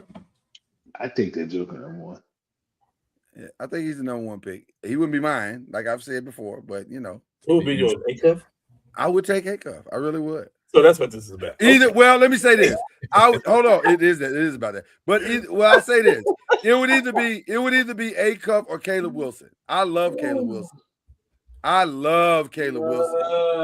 Caleb Wilson got a lot of Kevin Garnett in his game. He's a dog. He's doggish. He's doggish now. Come on now. This KG you talking about though? That's Caleb was so good he got his coach fired. But not being because he wasn't there. Because he wasn't there. Would Hubert Davis have gotten fired had he not been there? Lord, please. I'm just saying. Caleb Wilson is awesome, man. Yeah. Hey, does any of those lists that you named, do any of those people have Acuff? That's one. Do any of them have him better than Pierce? No. They got him as number 6, most of them. So most people have him going to the Mavericks. That's a good fit for him. That'd be good. That's a fantastic fit. Yeah, that's a good fit for him. That actually is a fit that gives the Mavericks incredible flexibility now. Because now, if you're the Mavericks, you should be doing it anyway. You should do it anyway. I say that too. You should trade Kyrie anyway. I've been saying that. I've been saying that. Okay. I don't know why you're holding on to him. Why are you holding on to a dude 34 years old, got a bad ACL and 2 bad knees? Feels like you should move on. And you overpaying. I get loyalty. I get it. But at some point, you got to hit the reset button. And it might be time. And by the way, let Kyrie go compete for a championship somewhere. Somebody will take him. Yeah. Somebody, a contender will take Kyrie. Somebody threw out Houston to me. That's where he should be. I don't hate that. I think that's actually pretty good, especially since Houston seems to be in win now mode. Immediate contenders. Time he go. Yeah, they in win now mode. Why not? Yeah. So, all right. We will definitely get back to the draft, but we got plenty of time before we get to that. But there's another draft coming down the pike very fast, and that is the NFL draft. But before we get to the draft conversation, some interesting news broke yesterday with my New York Giants. No. Dexter Lawrence said, "Where my money at?" And if I don't get my money, y'all ain't gonna see me for these OTAs. Which that happens. It was a voluntary, right? At this point, you don't want to go. Some of them, yeah. Some of them, yeah. This was the one. Then the one they'll have like 10 days after the draft that are mandatory. Yeah. Gotcha. But yes, these are voluntary. I'm gonna ask you guys this question first because you don't have a stake in it. Would you pay him? Yes. Yeah. I mean, yes. I pay him before I pay one of them ends because the interior pass rushers are they're hard to find, especially that good. Yeah. I would. Would you pay him $30 million? Which is what he's asking. The going rate is, yeah. That's what he's asking. You got to pay him what the going rate is. He ain't taking the deal. You got to pay him what the going rate is for those guys. Yeah. Like I said, I pay him before I pay Thibodeau. Let me ask this question. Cam, I didn't hear your answer. I didn't hear your answer. I'm sorry. I jumped. Yes, I'm paying him. I'm not taking a chance with no player like that. Okay. It's too easy to trade him now. So I'm not. Well, that was going to be my second question. Would you be, if the right trade came along, would you trade him? Well, I'm saying it's too easy to pay him, and if it don't work, you can trade him. That's what I'm saying. Not just trade him, but I'm gonna pay him, and if it don't work out, it's a tradable contract. Yeah, I think the Giants are actually in a pretty good situation with this whole thing because if somebody is willing to overpay him, which he is the type of player that you could overpay for, then you can go and take that overpayment and get some stuff with it. Maybe get some extra first round help this year. Although I don't know if you're getting a first round out of it for Dexter this year. It's probably more likely that you would get. I don't know. You know what? I don't really know what you get for Dexter at this point. Only problem is what you get back. Gonna be better than what you get at that position. It's highly likely no. So you give him up knowing you're gonna get better other places, and help your team as a whole. But you're not going to be better getting rid of that dude. You're not going to get a better guy. John Harbaugh said he understands. He felt like talking to his agent that this was where they were headed, but his hope is that they keep him. He would like to keep him. And listen, I believe he would. You really don't. You're not supposed to keep letting talent walk out the building. That seems kind of crazy. Like Joe Shane didn't hit on that many guys.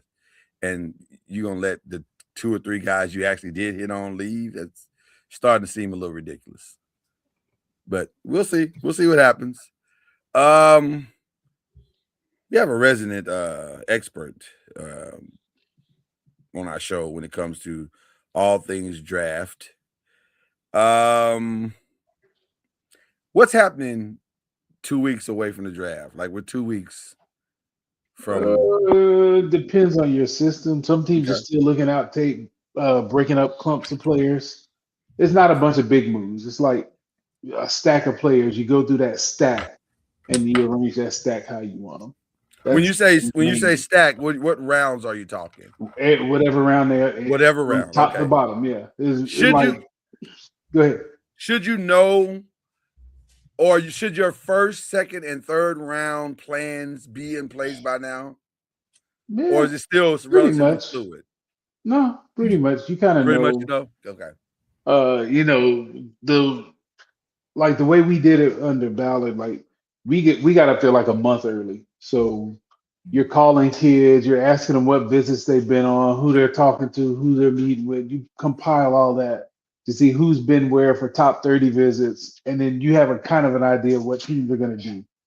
So you kind of know who, you have an idea looking at needs and trades and all of that stuff, who's going to take who. So you have a pretty good idea, but you just want to break up clumps in case, break up all the ties that you have.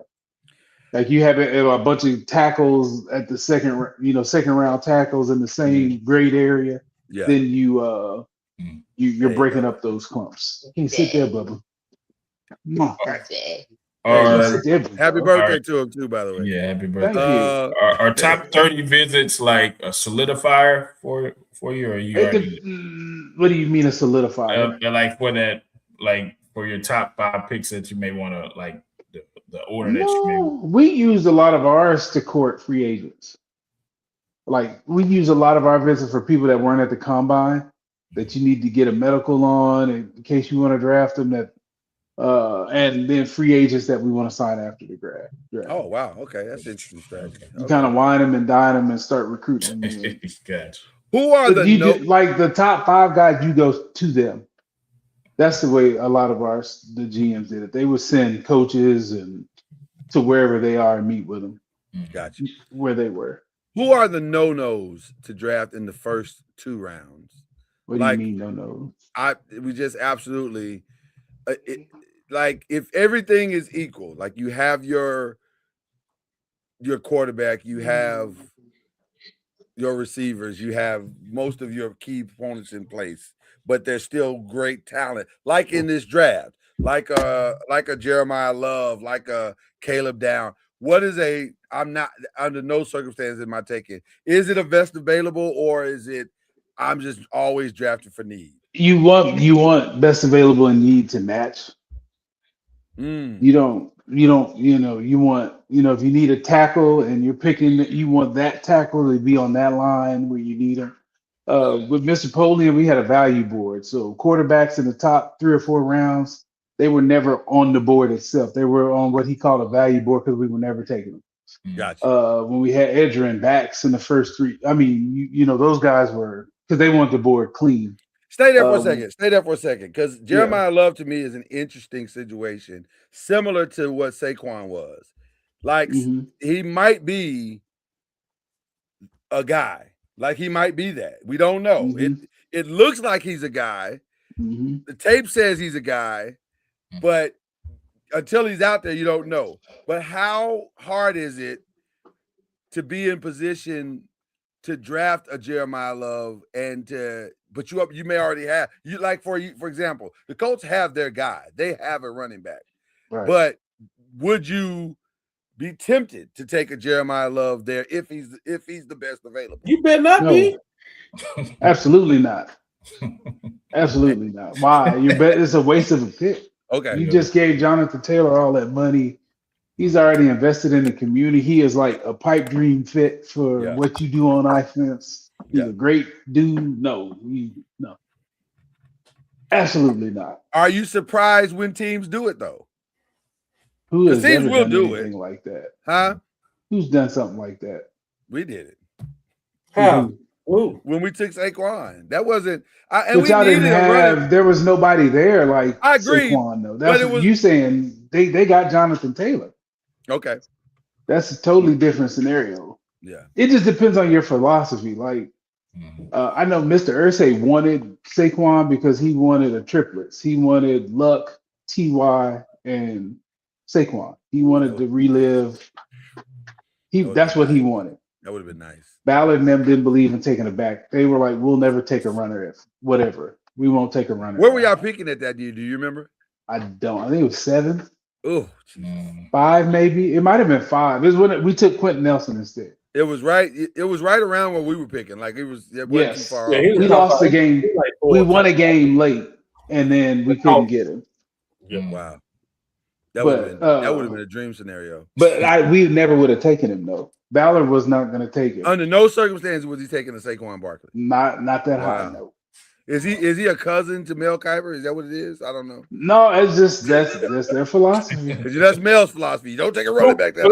Let me ask you this: who had a better career at their position, Lloyd? What do you mean? I know my answer. Who out of those 2 players we just named, who's had a better career out of their position? You about between Saquon and Quentin Nelson. Been first team All Pro like every damn year. I guess you gotta say Quentin Nelson. So he's gonna go to the Hall of Fame. He's gonna go to the Hall of Fame. Yeah, because he's And to answer your question, like Byron said, we've never seen that before. Like you was talking about the draft. The only one we've ever seen is what really drove Aaron Rodgers out of Green Bay.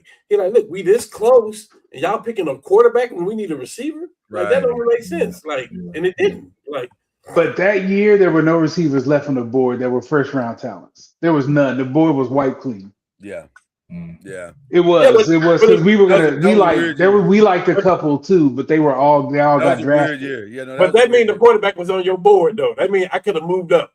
That mean the quarterback was on your board. Like, I get why. I mean, Green Bay did what they had to do for the future. Like they knew that kid wasn't going to start for 2 or 3 years, and they were willing to pay him to do that. But there weren't no receivers left. That's what I always ask people with that trade. Like, who'd y'all want them to take?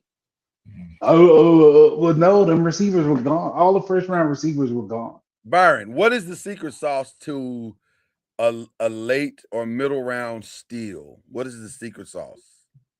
What do you think? It is secret sauce. I mean, there's not really secrets. Like if the dude is productive, where in college, he's work ethic, he's tough, and he's smart, and he's got traits. That's the guy you take. Okay. So now you can't. A lot of people, the people that hit on those picks are the people that pay attention to tape. I will say that. If you just go just buy a combine flash, yeah. Maybe that's the secret. But I guess to me, it's not a secret because it's the tape for me. It always goes back to the tape. Like, I don't care about this combine. If it's somebody you ain't never heard of or you thought was sorry and he ran fast, to me, he's a sorry player that just ran fast. Yeah, that doesn't change anything. Like, it's the tape. What does he play like? So I want to use a scenario. Xavier Worthy. Mm-hmm.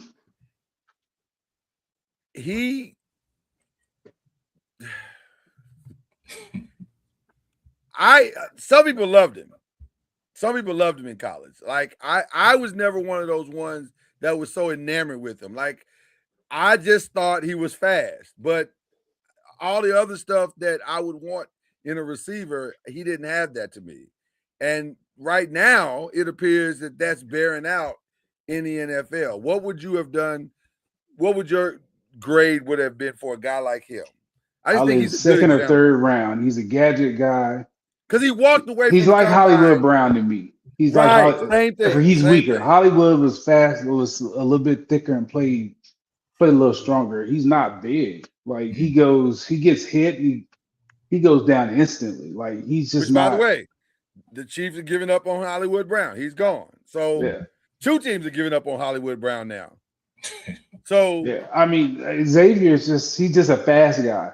He's very in fast. a league full of 100 fast guys, but he's not physical. They can't run him on certain routes because he gets muscled. They'll push him out of bounds. If they press him, it's a wrap. And he's not sure-handed. He's thrown. Yeah. Mahomes has thrown him some of those fast balls, and he's dropped some of those. So it's like I know they're looking for the cheap for Tyreek. Tyreek is thick. Tyreek is built like a running back. He's just short. Like he played running back at Oklahoma State. His junior or sophomore year, whenever he got to Oklahoma State, he was actually in the backfield as a running back. Does he have big hands? He has to have big hands because he can catch anything, just about. I don't remember his hand size. I just know he's built like he's thick. That's why he can take punishment. He doesn't go down easy. He runs through tackles. Yeah. Worthy don't do none of that. None of that. Like okay. I mean, the Red River game, they threw a little jet screen at the half-inch yard line, and he got collapsed because he's just small. You couldn't break a tackle and get this much because he's little. Cam, Chad, the draft is coming up. Is there a mistake of your team's past that you don't want them to repeat in this draft that you can think of? Mistake? Yes. Like a player that was really hyped for his strength in the combine or his speed, or maybe he was lauded in the conference, but then when you got him to your team, you're like, man, this joker can't play at all. Like Don't you say it, Chad? Don't you say it, Chad? Miley Smith, Taco Charlton, pick one. Pick one. Okay. Yeah. Did you say Anthony Richardson? I did. Yeah, absolutely. He's right. But you know what? He got drafted off 2 games. I would love to know what did he do on tape or privately or even in the interview that made them take him where they took him. Because to me, the 15 games that I saw him play at Florida, there's absolutely no way I'd have taken that dude in the first but round. everybody missed on it, though. Because even ESPN had him ranked up there. Everybody missed on this. But can I be honest with you? And I understand with Stephen A. I don't know, maybe Dan Orlovsky, he owes him some money or something and lost the bet to him or something. I don't know. But I don't buy some of the stuff that Dan Orlovsky, some of the game tapes he be watching, talking about this gear, did this and did that. I'm like, Negro, what are you watching? Like it wasn't just him. It was Kuiper. It was everybody was high. Okay, but Kuiper ain't never got a quarterback right. But what I'm saying is, find me the guy that was not high on him. You're right. He wasn't going out of the top. He was never getting out of the top 10. Is that because he was never getting out? Is that because of position lack? Yes. So that lack creates physically. He's what you want. Physically, if you drew up a quarterback, it would be him. That's true. He runs a 4.3. He's got a howitzer. He can throw the ball 100 yards on a line. Yeah, he's how you would draw up a quarterback to be. And you see that raw talent, and you think just because he hadn't played, you can get it out of him. Yeah. What was Allen picked in the draft? Who? Josh Allen. He went a little lower because he came. You want to be that team? Exactly. You gotta draft him. He's exactly right. That's why Mendoza getting drafted number 1, right? You don't want to be that guy that don't draft him and he winds up being the guy, you know. Josh was picked 7th overall. 7. Yeah. And there was nothing on his tape that said he should be picked 7th. Nothing. His tape was average at Wyoming. That's true. And what quarterbacks was picked in front of him? That's what I'm saying. You don't want to be that guy. You don't want to be that team.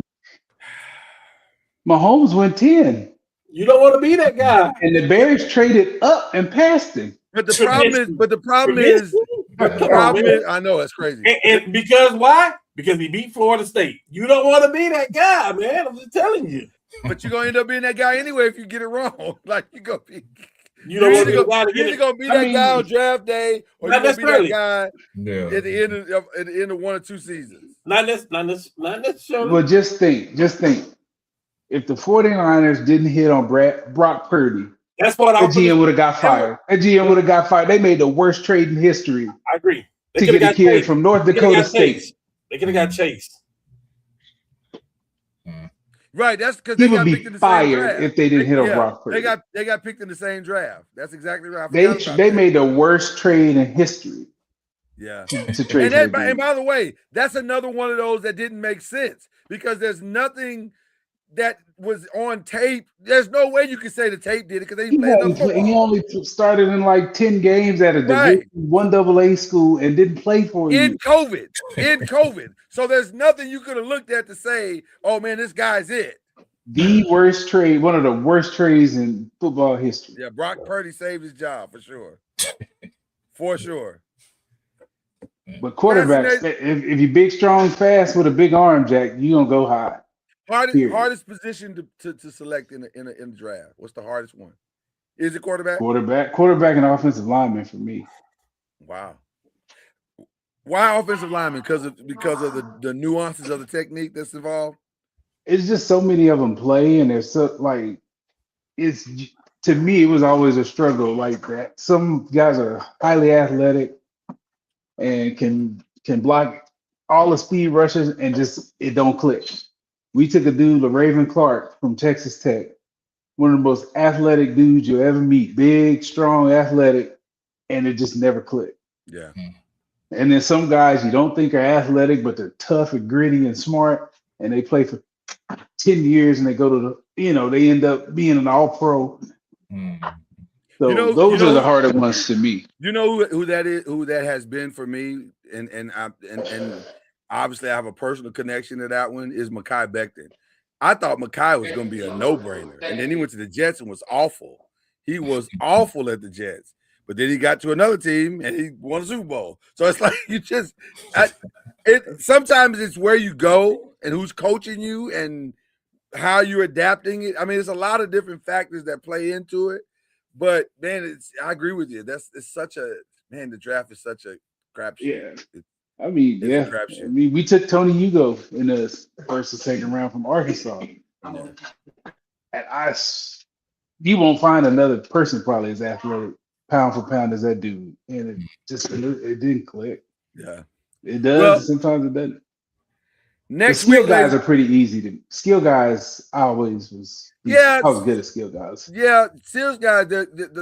It's kind of you can see if they either have the hands, if they have the speed, if they have the it's kind of easier.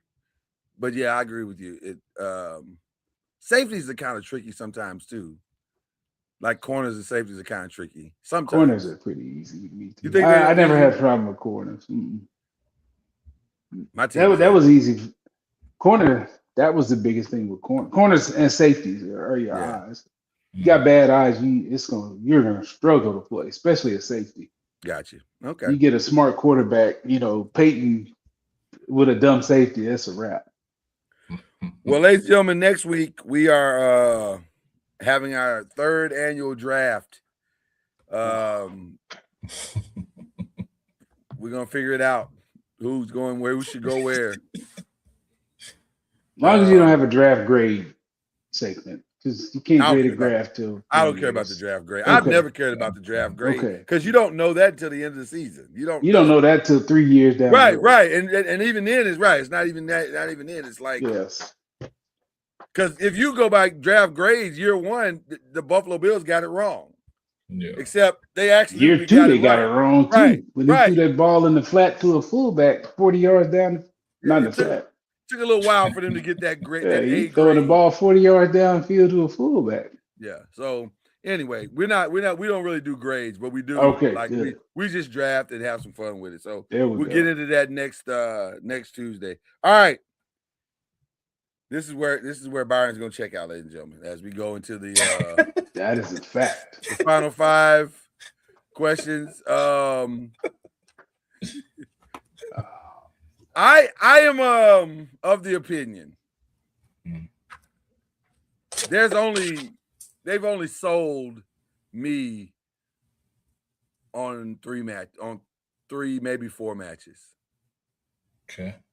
The overfit, first of all, one of my early shout outs is to Brock Lesnar. He could not have put Obafemi over better if he tried. Like, I don't know if he sees him as a little brother or they are having the time of their lives. I don't know if you caught Oba walking to the ring and he did the little Brock Lesnar hop thing and Brock just kind of laughed and smirked to us. They having a good time. That match is sold. Now, why that match is going to be on ESPN be in the first hour, I don't know. I don't understand that. But that's on that one's on Sunday.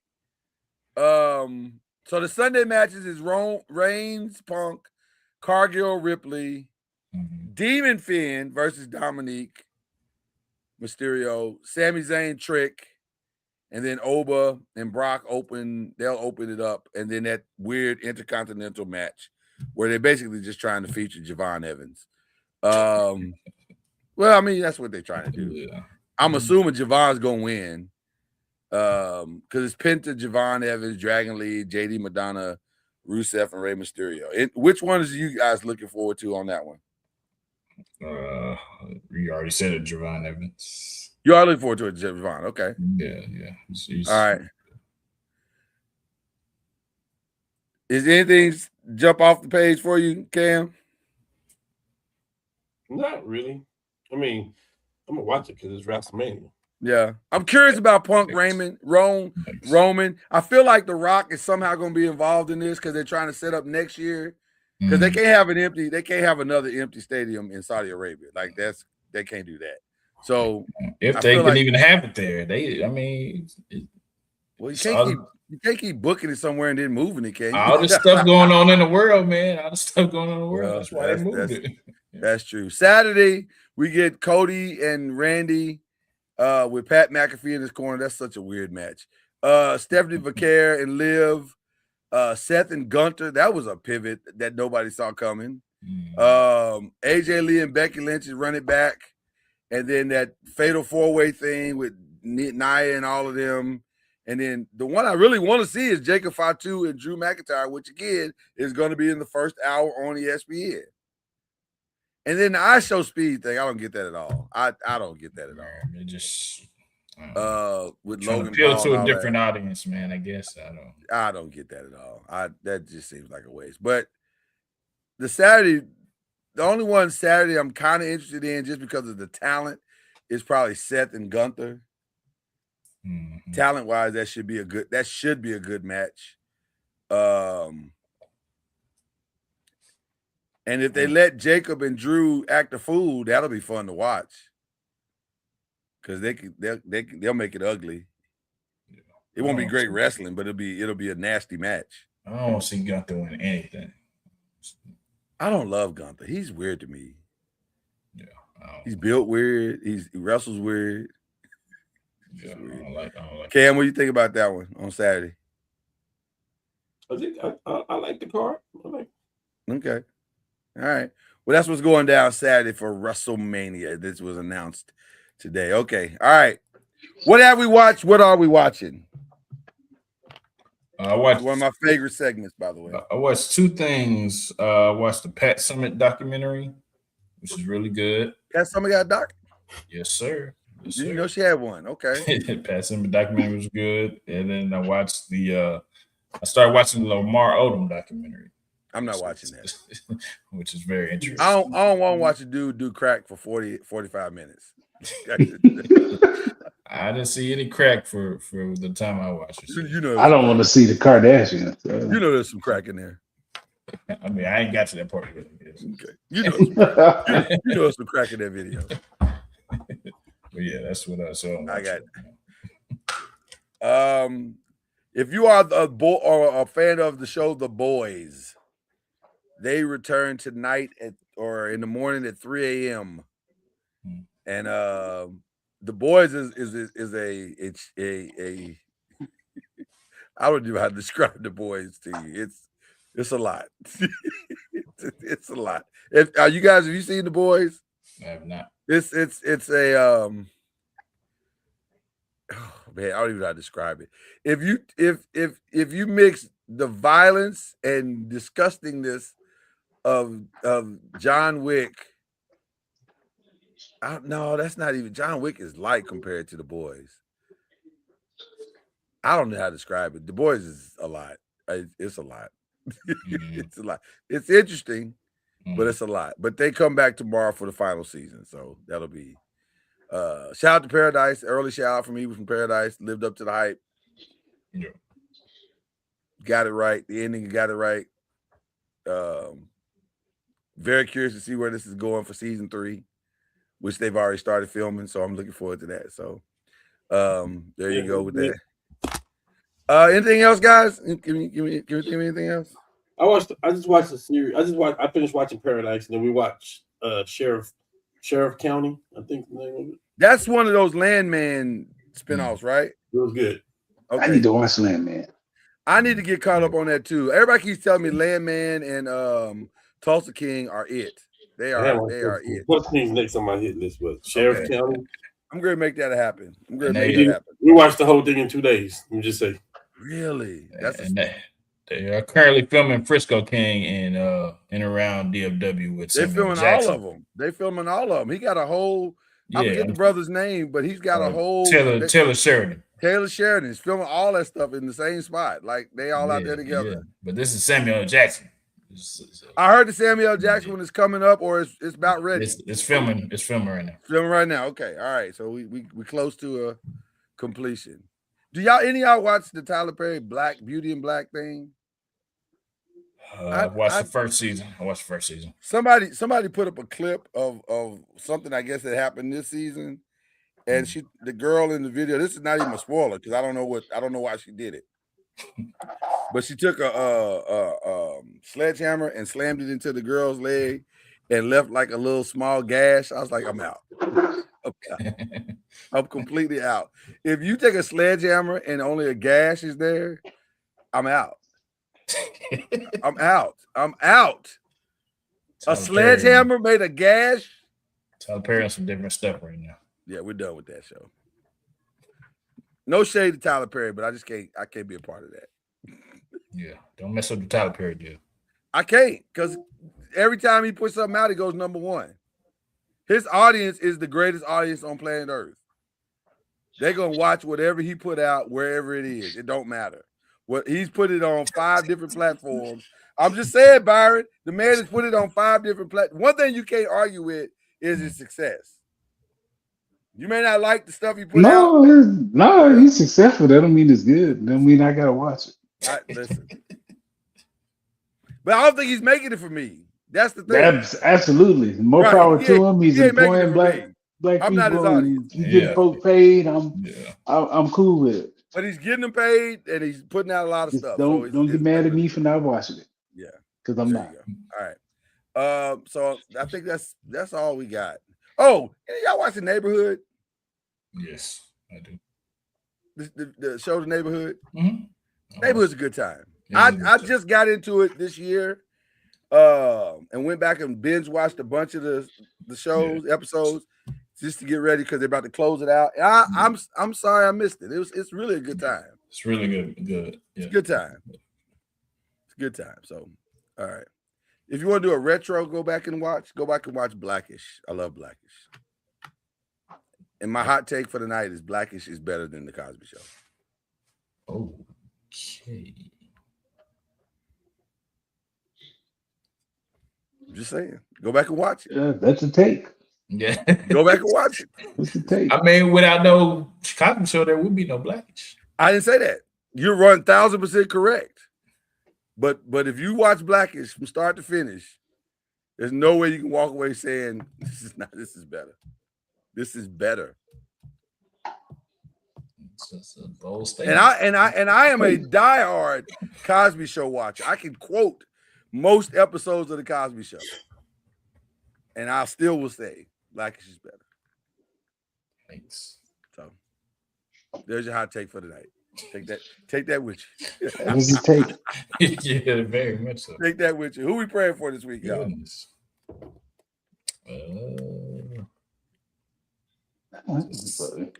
Just everybody's families in these boxes right now and beyond. Yep. 100%, man. Thanks.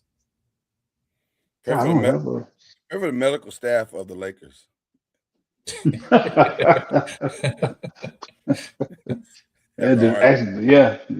have a hard time right now. It's not. Yeah. They're having a hard time right now. Pray for this country, man. This country's crazy right now. Oof. A lot of madness going on right now. Absolutely. Anybody else got any prayers? Prayers up. Just nothing specific. Just general prayers for everybody. Exactly. All right, let's do it. Let's get to the one because I know we all got one or at least 2. Who we unshouting out today? Gino Auriemma. Grow up. Yeah. Grow up. Yeah. Grow up. For sure. What you did at the end of the game was weak. Your apology was weaker, or that statement that they put out was weaker. He has a new statement. I'm trying to find it as we speak. It doesn't matter. Your first one was whack, and it should have been as loud as the disrespect was in public. Can't argue with that. You spent all weekend rightly criticizing the NCAA and shoot around times and interview times and all of that crap. And I get it. I agree with you. You should have 4 regionals instead of 2, but you know, you get y'all on your high horse and then you do that and then issue that weak apology. Nah, son.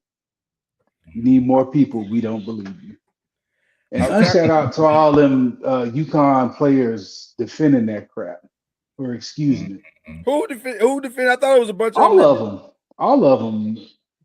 He was wrong, but I don't want to hear no buts. Wow.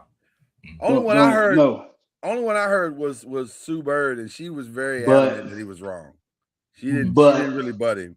She did, but he's competitive and he gets it. No, I don't want to hear that stuff. I didn't hear her butt him. At least the speech that I heard, I didn't hear her butt him. She was pretty. I heard too many of them, and not enough of them call it out like he's wrong. Here's the latest apology. This morning, Don and I spoke about our interaction after the game last Friday. I apologize to Don, her staff, and her team. I've lost more games in the Final Four than any coach in history, but Friday, I lost something more important. I lost myself. Those who know me know I have nothing but respect and admiration for the game, and the coaches who coach it. Don and her team deserve to win. They deserve better from me. Women's basketball deserve better. My university, my athletes, my former players, and our fans deserve better. Don and I have agreed to move on, and we hope the focus will shift back to the growth in women's basketball because the game deserves it. You forgive, but you don't forget. That's a solid apology. We don't believe you. You need more people. That's a solid apology. Doesn't matter. The first one was so bad that the second one doesn't matter. Well, at least to me, I don't want to hear that. Like in golf, whenever you hit a mulligan, the second golf is always better than the first one. All right. Yeah. I'm gonna move on because Don asked me to. She asked me to move on, and if she can forgive him, then I'm gonna move on. But she ain't forgot though. Well, that's because it happened 2 days ago. So no, she ain't going to. It's gonna be hard to forget it. They'll meet again. They'll meet again. Well, that's probably true. I also want to unshout out, and I know this is risky because we'll end up on this podcast doing this, but I also want to unshout out Stephen A. Smith. You missed the point. You missed the point completely. The point wasn't to defend LeBron because he was talking about Memphis. That wasn't the point that Matt Barnes was making. The point that Matt Barnes was making is you keep coming at black women like they are the plague or something. Mm-hmm. You got to calm down. That's what Matt was saying. So you missed the point. Okay. Boy, that was uncomfortable. I don't watch SportsCenter anymore. Or I don't watch First Take anymore. I didn't. What are you making faces for, Cam? Yeah, I didn't see where that stemmed from either. So he got upset because Matt responded to what he responded to on the LeBron talking about Memphis thing. Memphis is an awful city. I can't stand Memphis. It's awful. It is awful. And also, they have some of the best ribs I've ever had in my life. 2 things can be true. I thought the barbecue was overrated. You thought it was overrated? I thought it was good. Where'd you go? I went to Rendezvous. And you didn't like Rendezvous? I did not. Wow, I love Rendezvous. It was bland. It was and they had the membrane on the back. Well, you got a bad batch, man. Yeah, I ain't never been, so. Mine was good. I didn't like it at when all. I went to Rendezvous, it was good. I enjoyed it tremendously. So, although I didn't love going down a back alley by a bus station. That was weird. Sound like Memphis. It was very unnerving when you go to Rendezvous. It's like, where am I about to be robbed? Like, what's going on? Memphis is a weird Interstate city. was way better. Huh? Interstate barbecue was way better than Interstate's good too. Interstate's good too. Yeah. Interstate's good too. But like they got some good barbecue in Memphis. So there you go. Cam, what are you upset about, Cam? I'm not upset. You just don't want us to talk about Gino. You want us to move on. About who? About Gino. You want us to move on. I don't care about Gino or Donna. Just don't like women's basketball. I've never seen such contempt for women's basketball. That conversation just does nothing for me. Okay, fair enough. Fair enough. All right. For me, if it was somebody else that this happened with, I don't think it would be as scrutiny. For me, politically, it wouldn't be as much scrutinized. So it is what it is. I'm thinking about what you're saying. I don't know if I agree. You don't have to. I don't know if I agree. Because I think if it's the right combination of two people, you probably would care. If it's the right combination, it would have to be the right combination. Pretty sure I don't. Okay. Fair enough. Fair enough. We talked about the Hall of Fame last week. We want to add the names Tamika Catchings. Help me out, guys. Tamika Catchings was another name that was. I thought she was already in. I thought she was too until they announced. She went in with Kobe. I thought she was too until they announced. Unless something else. Maybe I'm not thinking of the right person. Let me pull it up one more time because they had the full announcement Saturday. Didn't they add another Olympic team or something like that? The 96 women's team. Tamika Holdsclaw. Holdsclaw. That's what I said. I said Catchings. I didn't mean Catchings. Holdsclaw. Holdsclaw got in. Yeah. I can see that. Mike D'Antoni got in. Oh my God. Why? Where does he won? Don't you have to win? Matt D'Antoni, he should get in. Mike D'Antoni? Yeah, if you put Stoudemire in, I feel like he should. That's fair. That's fair. That's a great point. That's actually a great point. He coached him, so that's fair. You got a point there. Are we about to say something that I never thought we'd say? Is the Basketball Hall of Fame starting to become watered down? It's always been that way. They've always let everybody in. But is that because they don't have a lot of great Hall of Famers? Is that what it is? The criteria's messed up. They don't have a criteria. The one thing that's throwing me off about the Basketball Hall of Fame, it feels like they feel like they have to nominate a lot of people every year. And if you just would have nominated Candace, Shamika Holdsclaw, the 96 women's Olympic team, and Joey Crawford, I would have been satisfied. You don't need anybody else. But, NBA players. Maybe Seth Davis. But if there's no NBA player that deserves to get in, why are we putting them in? Listen, I like Amari Stoudemire as a person. I don't know if he's an NBA Hall of Famer. That Hall of Famer? He's going to sit in the same room with Kobe? That seems weird to me. Yeah. Amari Stoudemire, Shaq.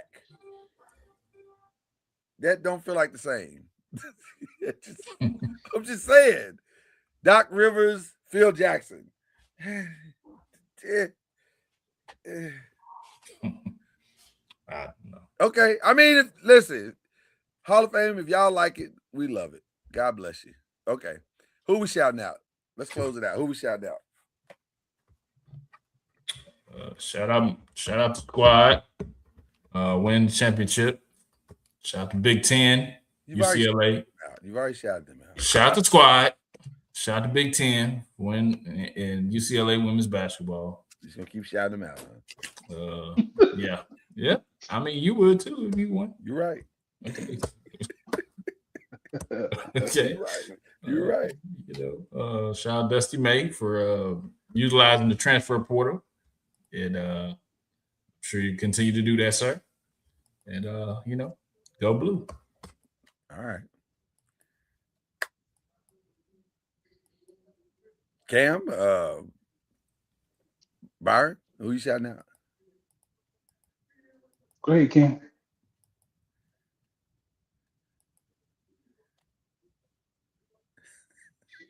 It feels calculated.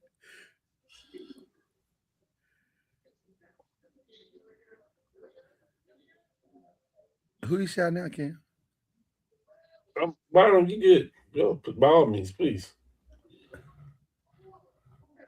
Just shout out to all the kids in the portal that are in the portal, not for being greedy or because coaches pushed you out and made promises and didn't keep them. So shout out to you guys and I hope you land and Where get you want to everything land. you want. Yeah, everything you want, yeah. All right.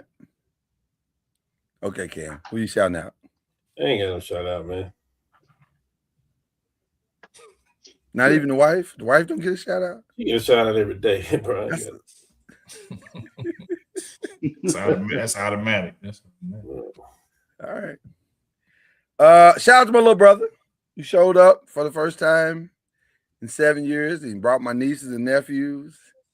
I got a chance to meet them for the first time, and it was an incredible experience.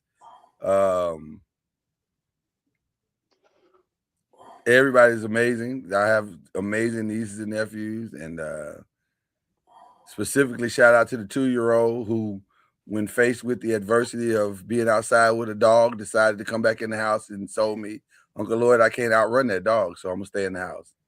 I was like, you got outrun at 2? Like you got that in, you got outrun locked and loaded to go at 2? Okay. It's pretty impressive, young lady. So shout out to the nieces and nephews. We had a good time. And shout out to the family for hosting them and then getting a really, really good night's sleep. Because I don't know if you've ever been around 6 hyperactive kids under 4 hyperactive kids under the age of 6. It's an experience. Especially when you've hit your 50s. It's really an experience. It's really an experience. They reminded me that I'm in my 50s now. So, but so that was a good time. So we had a good time. So yeah, that's my shout out. And I don't think I have any other shout outs. I'm trying to remember. I hate forgetting, but I don't think I have anything else. So I think that's all we're gonna do tonight. I am interested to see who's gonna win NBA Rookie of the Year between Knipple and Cooper Flag. It's like a game-to-game basis now. Yeah. Cooper made a strong case. Cooper made his case. He made a strong case the other night. He did. Yeah. Knipple is balling too. I don't know. Oh man. Right now I still say Knipple, but I mean they can go cold. He's on his heel. We haven't had a cold in a long time. They can go cold. Yeah, they can go cold. I don't know, man. That's a good race. I'll say that. That's a good race. I'm just happy for the coach of Charlotte. Like it's so easy to get fired from those kind of places. And like I hope he stays because they playing great. Oh, they play hard too. Them jokers play hard too. They show up for him every game and they give him everything they got. Yeah. I hope he can survive. It's a what have you done for me lately sports world, man. And these owners get impatient. I don't think you should be impatient in Charlotte though, because how often do you get a chance to have anything in Charlotte? Yeah, they're gonna be in the playoffs, right? And they're a legitimate threat. They got shooters. Yeah, make noise. Yeah. It could be interesting. So and an all-star. Yeah, I like Knipple. I'm so impressed by that kid. Just really, really impressed. Did Duke get that wrong last year? Like they was really featuring Cooper Flag, and all the hype was about Cooper Flag. Truth be told, Knipple should have had the ball in his hand. He should have had another 7 shots a game. Like, was he that, or did he become this? That's the question. That's been in him though. That don't happen overnight. Yeah, that's a good point. Opportunity. He don't just land at Duke. That don't happen overnight. Yeah. I don't know. That's a great question. I don't have an answer for that one because I don't know. I don't know. Connect got trashed overnight. So I don't know. By the way, Dalton Connect is for sale. If anybody would.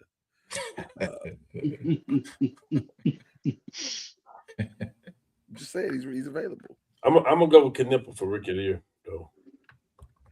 Oh, God, it's so hard.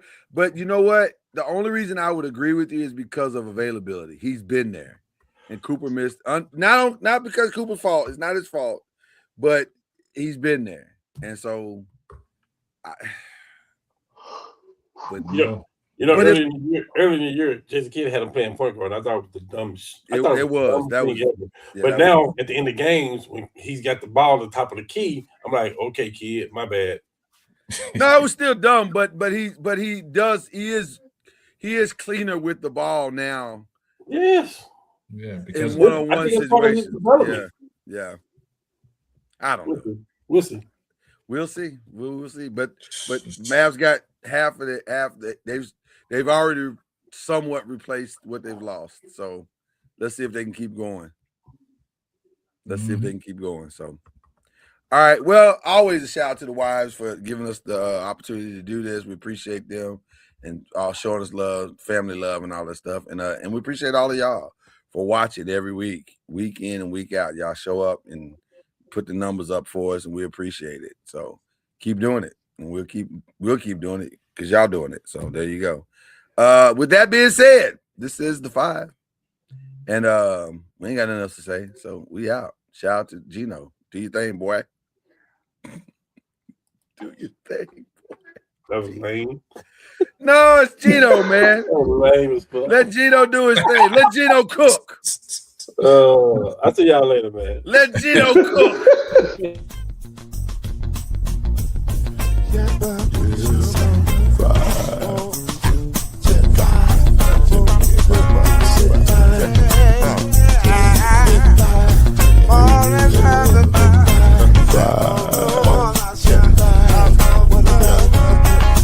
Will get you 10 when you're plugging in with the